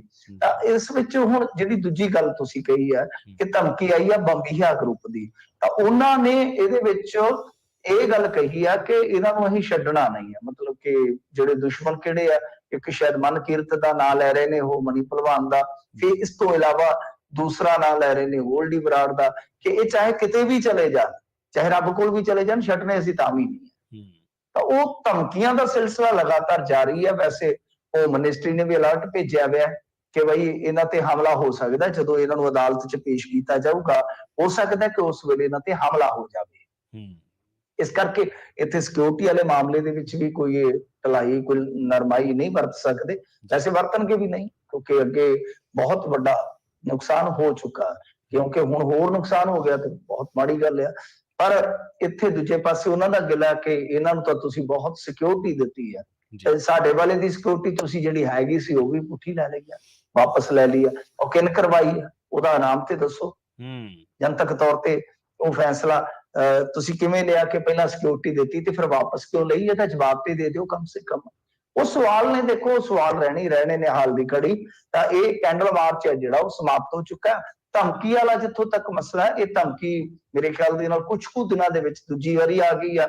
ਓਵਰਆਲ ਜੇ ਦੇਖੋਗੇ ਤਾਂ ਬੜੀਆਂ ਆ ਰਹੀਆਂ ਨੇ ਧਮਕੀਆਂ, ਇਹ ਸਿਲਸਿਲਾ ਰੁਕ ਨਹੀਂ ਰਿਹਾ। ਔਰ ਇੰਟਰਸਟਿੰਗ ਗੱਲ ਇਹ ਸੀਗੀ ਕਿ ਧਮਕੀ ਦੇ ਨਾਲ ਨਾਲ ਇਹ ਵੀ ਅਪੀਲ ਕੀਤੀ ਗਈ ਸੀਗੀ, ਇਹ ਜਿਹੜੇ ਕਥਿਤ ਪੋਸਟ ਵਾਲੇ ਆ ਜਿਨ੍ਹਾਂ ਨੇ ਪੋਸਟ ਪਾਈ ਆ, ਹੁਣ ਪਤਾ ਨਹੀਂ ਤਾਂ ਮੈਂ ਸ਼ਬਦ ਇਸਤੇਮਾਲ ਕਰ ਰਿਹਾ ਕਥਿਤ, ਕਿ ਉਸ ਪੋਸਟ ਦੇ ਵਿੱਚ ਸਿੱਧੂ ਦੇ ਪਿਤਾ ਦੇ ਸਾਥ ਦੇਣ ਦੀ ਵੀ ਅਪੀਲ ਕੀਤੀ ਗਈ ਆ। ਇਹ ਵੀ ਇੰਟਰਸਟਿੰਗ ਗੱਲ ਹੈ ਕਿ ਧਮਕੀ ਹੈ, ਨਾਲ ਪੁਲਿਸ ਵਾਲਿਆਂ ਨੂੰ ਤਾਕੀਦ ਵੀ ਹੈ ਕਿ ਸਾਡੇ ਪਰਿਵਾਰਾਂ ਨੂੰ, ਟੱਬਰਾਂ ਨੂੰ ਤੰਗ ਨਾ ਕਰੋ ਵਗੈਰਾ ਵਗੈਰਾ, ਪਰ ਨਾਲ ਇੱਕ ਤਰ੍ਹਾਂ ਨਾਲ ਕਹਿ ਲਓ ਕਿ ਅਪੀਲ ਵੀ ਕੀਤੀ ਗਈ ਹੈ ਕਿ ਸਿੱਧੂ ਦੇ ਮਾਤਾ ਪਿਤਾ ਦਾ ਸਾਥ ਦਿਓ। ਜੀ ਮਿੰਟੂ ਜੀ, ਅਗਲੀ ਗੱਲ ਕਰੀਏ ਤੇ ਪਟਿਆਲੇ ਜਦੋਂ ਸਾਡੇ ਬੇਰੁਜ਼ਗਾਰ ਭੈਣ ਭਰਾ ਰੁਜ਼ਗਾਰ ਮੰਗਣ ਜਾਂਦੇ ਸੀ ਤੇ ਉੱਥੇ ਨਿੱਤ ਵਾਂਗੂ ਡਾਂਗ ਚੱਲਦੀ ਸੀ। ਇੱਕ ਤਾਂ ਬੇਰੁਜ਼ਗਾਰ ਮੁੰਡਾ ਸ਼ਾਇਦ ਟਾਵਰ ਤੇ ਬੈਠਾ ਰਿਹਾ ਕਾਫੀ ਟਾਈਮ, ਉੱਥੋਂ ਦੀ ਹੁਣ ਮੈਂਬਰ ਪਾਰਲੀਮੈਂਟ ਨੇ ਪਰਨੀਤ ਕੌਰ, ਤੇ ਉਹਨਾਂ ਨੇ ਹੁਣ ਔਰਤਾਂ ਦੇ ਹੱਕ ਦੇ ਵਿੱਚ ਹਾਂ ਦਾ ਨਾਰਾ ਮਾਰਿਆ। ਨਹੀਂ, ਇਹ ਬੀਬੀ ਪ੍ਰੈਕਟਿਸ ਕਰਦੀ ਪਈ ਹੈ ਕਿ ਆਉਣ ਵਾਲੇ ਦਿਨਾਂ ਦੇ ਵਿੱਚ ਭਾਰਤੀ ਜਨਤਾ ਪਾਰਟੀ ਵਾਸਤੇ ਸਾਰਾ ਕੁਝ ਕਿੱਦਾਂ ਕਰਨਾ ਹੈ। ਲੱਗਦਾ ਹੈ ਹੋਇਆ ਕਿ ਬਹੁਤ ਜਲਦੀ ਇਹਨਾਂ ਦੀ ਜਿਹੜੀ ਨਿੱਕੀ ਜੀ ਪਾਰਟੀ ਹੈਗੀ ਹੈ, ਮਿੰਨੀ ਪਾਰਟੀ, ਮਿੰਨੀ ਕਾਂਗਰਸ ਕਹਿ ਲਓ, ਉਹ ਚੱਲ ਜਾਏਗੀ ਸ਼ਾਇਦ ਭਾਰਤੀ ਜਨਤਾ ਪਾਰਟੀ। ਤਾਂ ਪ੍ਰੈਕਟਿਸ ਹੋ ਰਹੀ ਹੈ, ਪ੍ਰੈਕਟਿਸ ਜਾਰੀ ਹੈ, ਧਰਨਿਆਂ ਤੇ ਬੈਠਣ ਦੀ, ਮੁਜ਼ਾਹਰੇ ਕਰਨ ਦੀ। ਇਹਨਾਂ ਦਾ ਬੀਬੀਆਂ ਦਾ ਰਾਜਨੀਤੀਕਰਨ ਦਾ ਇਹੀ ਕਿ ਜਦੋਂ ਸਾਰਾ ਕੁਝ ਹੋ ਰਿਹਾ ਹੋਵੇ ਉਦੋਂ ਚੁੱਪ ਕਰ ਜਾਓ, ਜਦੋਂ ਆਪਣਾ ਰਾਜ ਭਾਗ ਚੱਲ ਰਿਹਾ ਹੋਵੇ ਉਦੋਂ ਕਹਿੰਦੇ ਸਨ ਨਹੀਂ ਕੈਪਟਨ ਸਾਹਿਬ ਤੇ ਬਹੁਤ ਅੱਛਾ ਕਰ ਰਹੇ ਨੇ, ਬਹੁਤ ਅੱਛਾ ਕਰ ਰਹੇ ਨੇ, ਕੈਪਟਨ ਸਾਹਿਬ ਇਹ ਨੇ, ਕੈਪਟਨ ਸਾਹਿਬ ਉਹ ਨੇ, ਬਹੁਤ ਕੁਝ। ਇਹਨਾਂ ਦੇ ਤਾਂ ਘਰ ਦੇ ਅੱਗੇ ਦਲਿਤ ਔਰਤਾਂ ਨੂੰ ਕੁੱਟਿਆ ਗਿਆ ਸੀਗਾ, ਉਹਨਾਂ ਨੂੰ ਡੰਡੇ ਮਾਰ ਕੇ ਬੱਸਾਂ ਦੇ ਵਿੱਚ ਭਰ ਕੇ ਬਾਹਰ ਕਿਹਾ ਸੀਗਾ ਕਿ ਸ਼ਹਿਰ 'ਚ ਛੱਡ ਕੇ ਆਓ। ਉਹ ਆਪਣੇ ਵਾਅਦੇ ਦੇ ਮੁਤਾਬਕ ਹੀ ਆਏ ਸਨ। ਅੱਜ ਇਹ ਚੁੱਕੀ ਫਿਰਦੇ ਸਲੇਟ ਜੀ ਕਿ 1000 ਰੁਪਇਆ ਕਿੱਥੇ ਸਾਡਾ। ਨਾ ਪਹਿਲਾਂ ਤੇ ਇਹ ਦੱਸੋ ਕਿ ਤੁਹਾਡੇ ਵਾਲੇ ਸਮਾਰਟਫੋਨ ਕਿੱਥੇ ਨੇ? ਜੀ ਸਹੀ ਗੱਲ, ਸਮਾਰਟਫੋਨ ਕਿੱਥੇ ਦਿੱਤੇ ਜੇ ਬੀਬੀਆਂ ਨੂੰ? ਘਰ ਘਰ ਨੌਕਰੀ ਕਿੱਥੇ ਦਿੱਤੀ ਜੇ ਉਹਨਾਂ ਨੂੰ? ਤੇ ਦੂਜੀ ਗੱਲ ਇਹ ਆ, ਮੈਂ ਆਮ ਆਦਮੀ ਪਾਰਟੀ ਨੂੰ ਕੋਈ ਡਿਫੈਂਡ ਨਹੀਂ ਕਰ ਰਿਹਾ, ਉਹ ਤੇ ਤੀਜੀ ਰਵਾਇਤੀ ਤੇ ਰਿਹਾ ਇੱਥੇ ਇਸ ਟਾਈਮ। ਬਿਲਕੁਲ ਸਹੀ, ਉਹਨੂੰ ਅਸੀਂ ਕੀ ਡਿਫੈਂਡ ਕਰ ਸਕਾਂਗੇ? ਗੱਲ ਇਹ ਹੈ ਕਿ ਤੁਸੀਂ ਆਪਣੀ ਰਾਜਨੀਤੀ ਨੂੰ ਵੇਖੋ ਨਾ ਇੱਕ ਸ਼ੀਸ਼ੇ 'ਚ ਖਲੋ ਕੇ, ਕਿ ਕਿਸ ਤਰ੍ਹਾਂ ਦੀ ਰਾਜਨੀਤੀ ਕਰ ਰਹੇ ਹੋ ਤੁਸੀਂ। ਪਿਛਲੇ 50 ਸਾਲਾਂ 'ਚ ਵਾਰੀ ਵੱਟੇ ਤੁਸੀਂ ਤੁਰੇ ਆਏ, ਤੁਹਾਡੇ ਤੋਂ ਵਾਅਦੇ ਇੰਨੇ ਸਾਲਾਂ 'ਚ ਦਹਾਕਿਆਂ 'ਚ ਪੂਰੇ ਨਹੀਂ ਹੋਏ, ਇਹਨਾਂ ਨੂੰ ਤੇ ਮਹੀਨੇ ਹੀ 6 ਹੋਏ ਨੇ। 1000 ਰੁਪਇਆ ਮਤਲਬ ਕਿ ਤੁਸੀਂ ਉੱਥੇ ਗਰੰਟੀ ਦੇ ਰਹੇ ਹੋ, ਸਾਡਾ 1000 ਰੁਪਇਆ ਕਿੱਥੇ ਆ? ਉਹ 1000 ਰੁਪਇਆ ਅਸੀਂ ਤੇ ਲੈ ਕੇ ਨਹੀਂ ਰਾਜੀ, ਅਸੀਂ ਤੇ ਕਹਿੰਦੇ ਕਿ ਭਾਈ ਰੁਜ਼ਗਾਰ ਦਿਓ, ਅੱਛੇ ਫਸਲਾਂ ਦੇ ਮੁੱਲ ਦਿਓ, ਕੀ ਲੈਣਾ 1000 ਰੁਪਇਆ? 1000 ਰੁਪਇਆ ਤੇ ਸਾਡੇ ਖੂਨ 'ਚੋਂ ਨੁਚੜੇਗਾ। 1000 ਰੁਪਇਆ ਅਰਵਿੰਦ ਕੇਜਰੀਵਾਲ ਨੇ ਉੱਥੇ ਪ੍ਰੈਸ ਲਾਈ ਹੈ ਜਿਹਦੇ ਤੇ ਨੋਟ ਛਾਪ ਕੇ ਉਹਨੇ ਘੱਲੀ ਜਾਣੇ ਟਰੱਕ ਭਰ ਕੇ, ਤੇ ਤਰੰਗਲੀਆਂ ਨਾਲ ਲਾਈ ਚੱਲੋ। ਇਹ ਇੱਥੋਂ ਹੀ ਨਿਕਲਣੇ ਨੇ, ਲੋਕਾਂ ਦੀ ਬੋਝੇ ਚੋਂ ਨਿਕਲਣੇ ਆ। ਰਾਜਨੀਤੀ ਦਾ ਸਟੰਟ ਆ।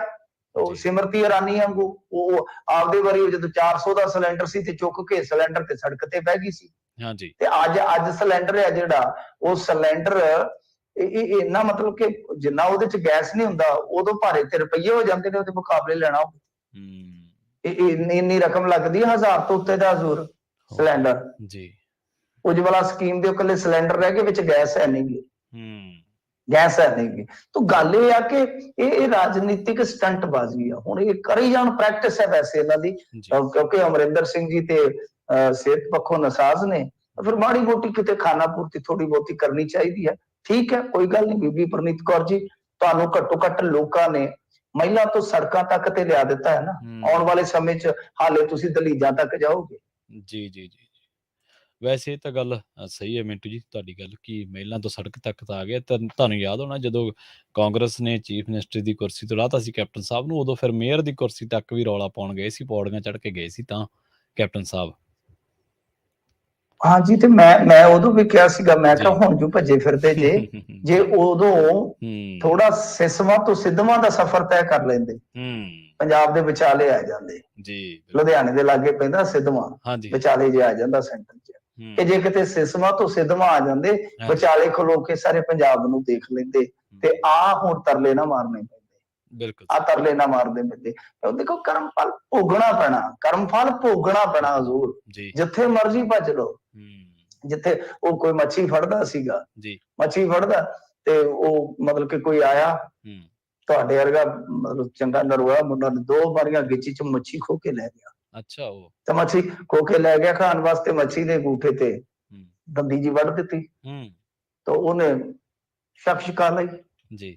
ਅਗਲੇ ਦਿਨ ਵੇਖਿਆ ਤੇ ਅੰਗੂਠਾ ਭਰ ਗਿਆ। ਉਹ ਡਾਕਟਰ ਕੋਲ ਗਿਆ, ਉਹਨੇ ਕਿਹਾ ਅੰਗੂਠਾ ਬਹੁਤ ਵਿਗੜ ਗਿਆ, ਅੰਗੂਠਾ ਕੱਟਦੀ ਹੈ। ਉਹਨੇ ਕਿਹਾ ਕੱਟ ਦੇ ਜੀ, ਬਾਂਹ ਬਚਾ ਹੁਣ ਕਿਸੇ ਤਰੀਕੇ ਨਾਲ। 2 ਦਿਨਾਂ ਬਾਅਦ ਫਿਰ ਉਹੀ ਹਾਲ। ਉਹ ਕਹਿੰਦਾ ਗੁੱਟ ਤੱਕ ਵੱਢਣੀ ਪੈਣੀ ਹੈ।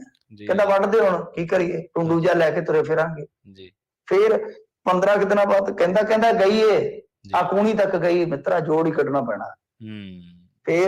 ਫਿਰ ਗਈ ਮੋਢੇ ਤੱਕ। ਦੇਖੀ ਉਹਨੇ ਕੰਮ ਤੇ ਵਿਗੜਦਾ ਜਾਂਦਾ ਗਾਂ ਤੱਕ ਜੀ। ਡਾਕਟਰ ਨੇ ਆਖਿਆ, ਉਹਨੇ ਕਿਹਾ ਕੁਛ ਐਸਾ ਵੈਸਾ ਤਾਂ ਨਹੀਂ ਕੀਤਾ? ਹਾਂਜੀ। ਇਹਨਾਂ ਦਿਨਾਂ ਦੇ ਵਿੱਚ ਤੇਰਾ ਤੇ ਬੇੜਾ ਗਰਕ ਹੋ ਚੱਲਿਆ ਜੀ। ਉਹਨੇ ਆਖਿਆ, ਯਾਰ ਮੈਂ ਇੱਕ ਕੰਮ ਕੀਤਾ ਸੀਗਾ ਕਿ ਕਿਸੇ ਗਰੀਬ ਤੋਂ ਮੱਛੀ ਹੋਈ ਸੀ। ਉਹਨੇ ਆਖਿਆ, ਫਿਰ ਹੁਣ ਮੇਰੇ ਕੋਲ ਇਲਾਜ ਨਹੀਂ ਹੋਣਾ, ਜਾ ਕੇ ਉਹਦੇ ਕੋਲ ਕਰਵਾਉਣਾ ਜੀ। ਤੇ ਉਹਦੇ ਕੋਲੇ ਭੱਜਾ ਗਿਆ, ਕਹਿੰਦਾ ਕੀ ਕਰ ਦਿੱਤਾ ਤੂੰ ਮੈਨੂੰ? ਹਾਂਜੀ। ਮਾਰਤਾ ਮੈਨੂੰ ਤਾਂ ਤੂੰ, ਮੇਰੀ ਤਾਂ ਬਾਂਹ ਹੀ ਲੈ ਗਿਆ। ਮੈਂ ਤੇਰੀ ਮੱਛੀ ਲਈ ਸੀ, ਤੂੰ ਮੇਰੀ ਅੱਛੀ ਵਾਲੀ ਬਾਂਹ ਲੈ ਗਿਆ। ਹਾਂਜੀ। ਕੀ ਕੀਤਾ ਕੀ ਹੈ? ਤਾਂ ਉਹਨੇ ਕਿਹਾ ਕਿ ਮੈਂ ਕੀ ਕਰਨਾ ਸੀ, ਮੈਂ ਕੀ ਕਰਨਾ ਸੀ? ਤੂੰ ਮੱਛੀ ਲੈ ਗਿਆ, 2 ਮਰੀਆਂ ਗਿੱਚੀ 'ਚ ਜੀ। ਆਪਾਂ ਉਤਲੇ ਨੂੰ ਦੁਆ ਕੀਤੀ ਕਿ ਭਾਈ ਇਹਨੇ ਮੈਨੂੰ ਵੇਖ ਲਿਆ, ਹੁਣ ਤੂੰ ਇਹਨੂੰ ਵੇਖ ਲੈ।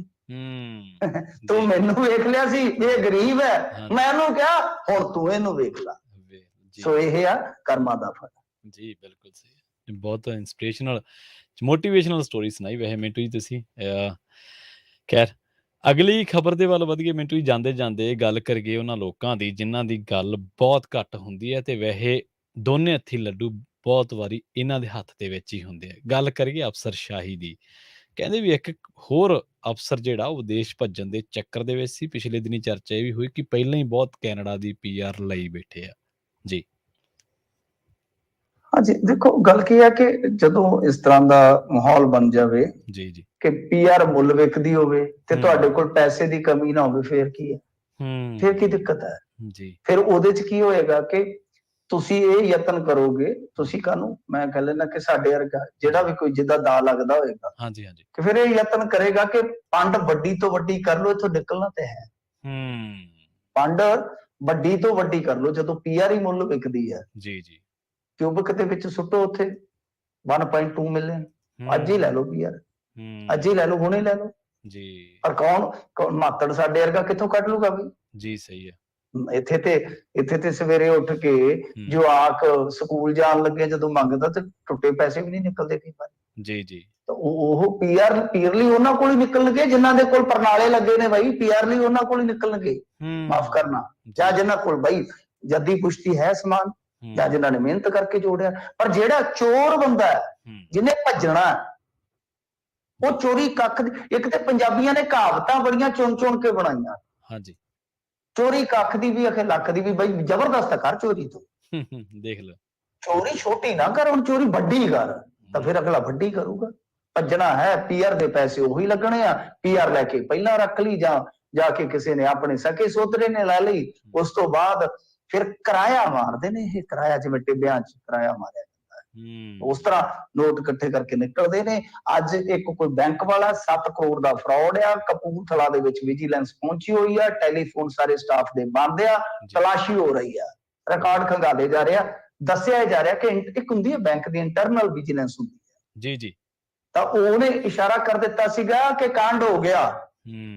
ਵਿਜੀਲੈਂਸ ਪਹਿਲਾਂ ਹੀ ਅਲਰਟ ਹੈ ਕਿ ਕਾਂਡ ਕਰਕੇ ਅੱਜ ਕੱਲ ਕੈਨੇਡਾ ਬਹੁਤ ਜਾਂਦੇ ਨੇ, ਘੇਰੋ ਇਹਨਾਂ ਨੂੰ। ਤਾਂ ਹੁਣ ਇਸ ਕਰਕੇ ਘੇਰਾ ਪੈ ਗਿਆ। 7 ਕਰੋੜ ਦਾ ਮਾਮਲਾ ਕਥਿਤ ਤੌਰ ਤੇ ਦੱਸਿਆ ਜਾਂਦਾ। ਤਾਂ ਗੱਲ ਜਦੋਂ ਮੈਂ ਫਿਰ ਉਹੀ ਕਿਹਾ ਕਿ ਜਦੋਂ ਇੱਥੋਂ ਤੱਕ ਹੋਵੇ ਕਿ ਨਿਕਲਣਾ ਹੈ, ਚੋਰ ਜਿਹੜਾ ਹੁੰਦਾ ਹੈ। ਇੱਕ ਦਿਨ ਮੈਂ ਦੇਖਿਆ ਸੀਗਾ ਰਾਜਸਥਾਨ ਚ ਚੋਰੀ ਕਰ ਰਿਹਾ ਸੀ ਚੋਰ, ਕਿੱਥੇ ਵੜਿਆ? ਸ਼ਰਾਬ ਦੇ ਠੇਕੇ ਚ। ਸ਼ਰਾਬ ਦੇ ਠੇਕੇ ਚ ਵੜਿਆ, ਉਹਨੇ ਪਹਿਲਾਂ ਨਗਦੀ ਚੁੱਕੀ ਨਾ, ਪਹਿਲਾਂ ਬੀਅਰ ਪੀਤੀ, ਠੀਕ ਹੈ, 2 ਠੰਡੀਆਂ ਬੀਅਰਾਂ ਪੀਤੀਆਂ, ਫਿਰ ਉਹਨੇ ਨਗਦੀ ਮਤਲਬ ਕਿ ਨੋਟ ਛਾਂਟ ਕੇ ਛੋਟੇ ਇੱਕ ਪਾਸੇ ਵੱਡੇ ਇੱਕ ਪਾਸੇ, ਇੱਕ ਜੇਬ ਚ ਇੱਕ ਪਾਏ, ਇੱਕ ਜੇਬ ਚ ਇੱਕ ਪਾਏ, ਜਿਵੇਂ ਜਾ ਕੇ ਵੀ ਹਿੱਸਾ ਦੇਣਾ ਹੋ। ਫਿਰ ਉਹਨੇ ਤੀਜੀ ਚੋਰੀ ਕੀਤੀ ਕਿ दारू ਦੀਆਂ ਬੋਤਲਾਂ ਕੱਢੀਆਂ ਜਿੰਨੀਆਂ ਵੀ ਆਲੇ ਦੁਆਲੇ ਸੀ, ਫਿਰ ਉਹਨਾਂ ਦੇ ਵਿੱਚੋਂ ਵੇਖਿਆ ਕਿ ਕਿਹੜਾ ਬ੍ਰਾਂਡ ਮਹਿੰਗਾ ਹੈ, ਫਿਰ ਉਹਨੇ ਝੋਲੇ ਚ ਪਾਈ ਤੇ ਫਿਰ ਜੀ, ਮਤਲਬ ਕਿ ਉਹਨੇ ਜਦੋਂ ਉਹਦਾ ਦਾ ਲੱਗ ਗਿਆ, ਅੰਦਰ ਹੀ ਵੜ ਗਿਆ, ਫਿਰ ਉਹਨੇ ਆਪਣੇ ਹਿਸਾਬ ਕਿਤਾਬ ਨਾਲ ਸਾਰਾ ਕੁਝ ਕੀਤਾ। ਬੀਅਰ ਵੀ ਪੀ ਲਈ, ਕੈਸ਼ ਵੀ ਲੈ ਲਿਆ, ਔਰ ਚੰਗੀ ਮਹਿੰਗੀ ਸਕੌਚ ਵੀ ਹੱਥਾਂ ਹੇਠ ਕਰ ਲਈ। ਤਾਂ ਇਸੇ ਤਰ੍ਹਾਂ ਇਹ ਕਰ ਰਹੇ ਨੇ। ਬਸ ਜਿੱਥੇ ਇਹਨਾਂ ਦਾ ਦਾ ਲੱਗਦਾ ਉੱਥੇ ਇਹ ਚੰਗੇ ਰੁਪਈਏ ਬਣਦੇ ਆ ਪੰਡ ਦੇ ਵਿੱਚ, ਕਿ ਇੱਥੋਂ ਜਦੋਂ ਨਿਕਲਣਾ ਹੀ ਆ ਫਿਰ ਪੰਡ ਹੌਲੀ ਕੀ ਕਰਨੀ, ਫਿਰ ਲਿਹਾਜ਼ ਕਰਦਾ ਜਦੋਂ ਇੱਕ ਵਾਰੀ ਦਾ ਲਾ ਹੀ ਲਿਆ। ਜੀ ਜੀ ਜੀ ਜੀ, ਮਿੰਟੂ ਜੀ ਬਹੁਤ ਬਹੁਤ ਧੰਨਵਾਦ ਤੁਹਾਡਾ ਇਹਨਾਂ ਖਾਸ ਜਾਣਕਾਰੀਆਂ, ਅਹਿਮ ਖਬਰਾਂ ਤੇ ਸ਼ਾਨਦਾਰ ਟਿੱਪਣੀਆਂ ਦੇ ਲਈ, ਤੇ ਇੱਕ ਕਹਾਣੀ ਸੁਣਾਉਣ ਦੇ ਲਈ ਵਿੱਚ ਦੀ ਜਿਹੜੀ ਸੁਣਾਈ ਸੀ। ਧੰਨਵਾਦ ਜੀ, ਥੈਂਕ ਯੂ ਜੀ। ਜੀ ਜੀ, ਸੋ ਪ੍ਰੋਗਰਾਮ ਖਬਰ ਤੇ ਨਜ਼ਰ ਦੇ ਵਿੱਚ ਆਪਣੇ ਨਾਲ ਜੁੜੇ ਸਨ ਪੰਜਾਬ ਤੋਂ ਮਿੰਟੂ ਗੁਰਸਰੀਆ ਜੀ, ਜਿਨ੍ਹਾਂ ਦੇ ਨਾਲ ਆਪਾਂ ਕਈ ਅਹਿਮ ਖਬਰਾਂ ਨੂੰ ਲੈ ਕੇ ਚਰਚਾ ਕੀਤੀ। ਵੇਲਾ ਹੋ ਚੱਲਿਆ ਇੱਕ ਛੋਟੀ ਜਿਹੀ ਬ੍ਰੇਕ ਦੇ ਲਈ ਰੁਕਣ ਦਾ। ਤੁਸੀਂ ਕਿਤੇ ਨਾ ਜਾਇਓ, ਜੁੜੇ ਰਹੋ ਪੰਜਾਬੀ ਰੇਡੀਓ USA ਦੇ ਨਾਲ। ਬ੍ਰੇਕ ਤੋਂ ਪਾਰ ਕੁਝ ਹੋਰ ਅਹਿਮ ਖਬਰਾਂ ਤੇ ਵੀ ਚਰਚਾ ਕਰਾਂਗੇ। ਇਹਨਾਂ ਖਬਰਾਂ ਦੇ ਵਿੱਚ ਜਿਨ੍ਹਾਂ ਤੇ ਚਰਚਾ ਕਰਾਂਗੇ, ਉਹਨਾਂ ਦੇ ਵਿੱਚ ਇੱਕ ਗੈਂਗਸਟਰ ਨੇ ਜੇਲ੍ਹ ਅਧਿਕਾਰੀਆਂ ਨੂੰ ਹੀ ਜਾਨੋਂ ਮਾਰਨ ਦੀ ਧਮਕੀ ਦਿੱਤੀ ਹੈ। ਬਾਦਲਾਂ ਦੇ ਇੱਕ ਕਰੀਬੀ ਜਿਹੜਾ ਦਵਾਈਆਂ ਦਾ ਕਾਰੋਬਾਰ ਕਰਦਾ, ਮੈਡੀਕਲ ਵਾਲੇ ਹੈ ਲੁਧਿਆਣੇ ਦੇ ਵਿੱਚ, ਬਾਦਲਾਂ ਦੇ ਕਰੀਬੀ ਹੈ, ਉਹਨਾਂ ਤੇ ਛਾਪੇ ਵੱਜੇ ਨੇ ਆਮਦਨ ਕਰ ਵਿਭਾਗ ਦੇ। ਤੇ ਸਾਡੇ ਜਿਹੜੇ ਵਿਧਾਇਕ ਆ, ਇਹ ਕਿਤਾਬਾਂ ਦੇ ਕਿੰਨੇ ਕੁ ਨੇੜੇ ਨੇ, ਕਿਉਂਕਿ ਇਸ ਵੇਲੇ ਪੰਜਾਬ ਵਿਧਾਨ ਸਭਾ ਦੇ ਜਿੰਨੇ ਵੀ ਮੈਂਬਰ ਆ, ਵਿਧਾਇਕ ਆ ਸਾਡੇ, ਇਹਨਾਂ ਦੇ ਵਿੱਚੋਂ ਕੁਝ PhD ਨੇ, ਕੁਝ 18% ਦੀ ਜਿਹੜੇ ਪੋਸਟ ਗ੍ਰੈਜੂਏਟ ਆ, ਤੇ ਕੁਛ ਕੁ ਜਿਹੜੇ ਆ ਉਹ ਗ੍ਰੈਜੂਏਟ ਪ੍ਰੋਫੈਸ਼ਨਲ ਨੇ। ਪਰ ਜਿਹੜੀ ਸਾਡੀ ਲਾਇਬ੍ਰੇਰੀ ਆ, ਜਿਹਦੇ ਵਿੱਚ ਡਿਬੇਟਸ ਨੇ ਵਿਧਾਨ ਸਭਾ ਦੀਆਂ, ਜਿਹਦੇ ਵਿੱਚ ਹੋਰ ਸਾਡਾ ਸੰਵਿਧਾਨ ਕੀ ਕਹਿੰਦਾ, ਹੋਰ ਬਹੁਤ ਸਾਰੀਆਂ ਚੀਜ਼ਾਂ ਨੇ, ਉਹਨਾਂ ਦੇ ਵਿੱਚ ਖੁੱਲ੍ਹ ਕੇ ਚਰਚਾ ਕਰਦੇ ਹਾਂ ਆਪਾਂ। ਪਰ ਬ੍ਰੇਕ ਤੋਂ ਪਾਰ ਇਹਨਾਂ ਅਹਿਮ ਖਬਰਾਂ ਨੂੰ ਲੈ ਕੇ ਆਪਾਂ ਚਰਚਾ ਕਰਦੇ ਹਾਂ। ਮਿਲਦੇ ਹਾਂ ਜੀ ਇੱਕ ਛੋਟੇ ਜਿਹੇ ਬ੍ਰੇਕ ਤੋਂ ਬਾਅਦ। ਤੁਸੀਂ ਜੁੜੇ ਰਹੋ ਪੰਜਾਬੀ ਰੇਡੀਓ USA ਦੇ ਨਾਲ।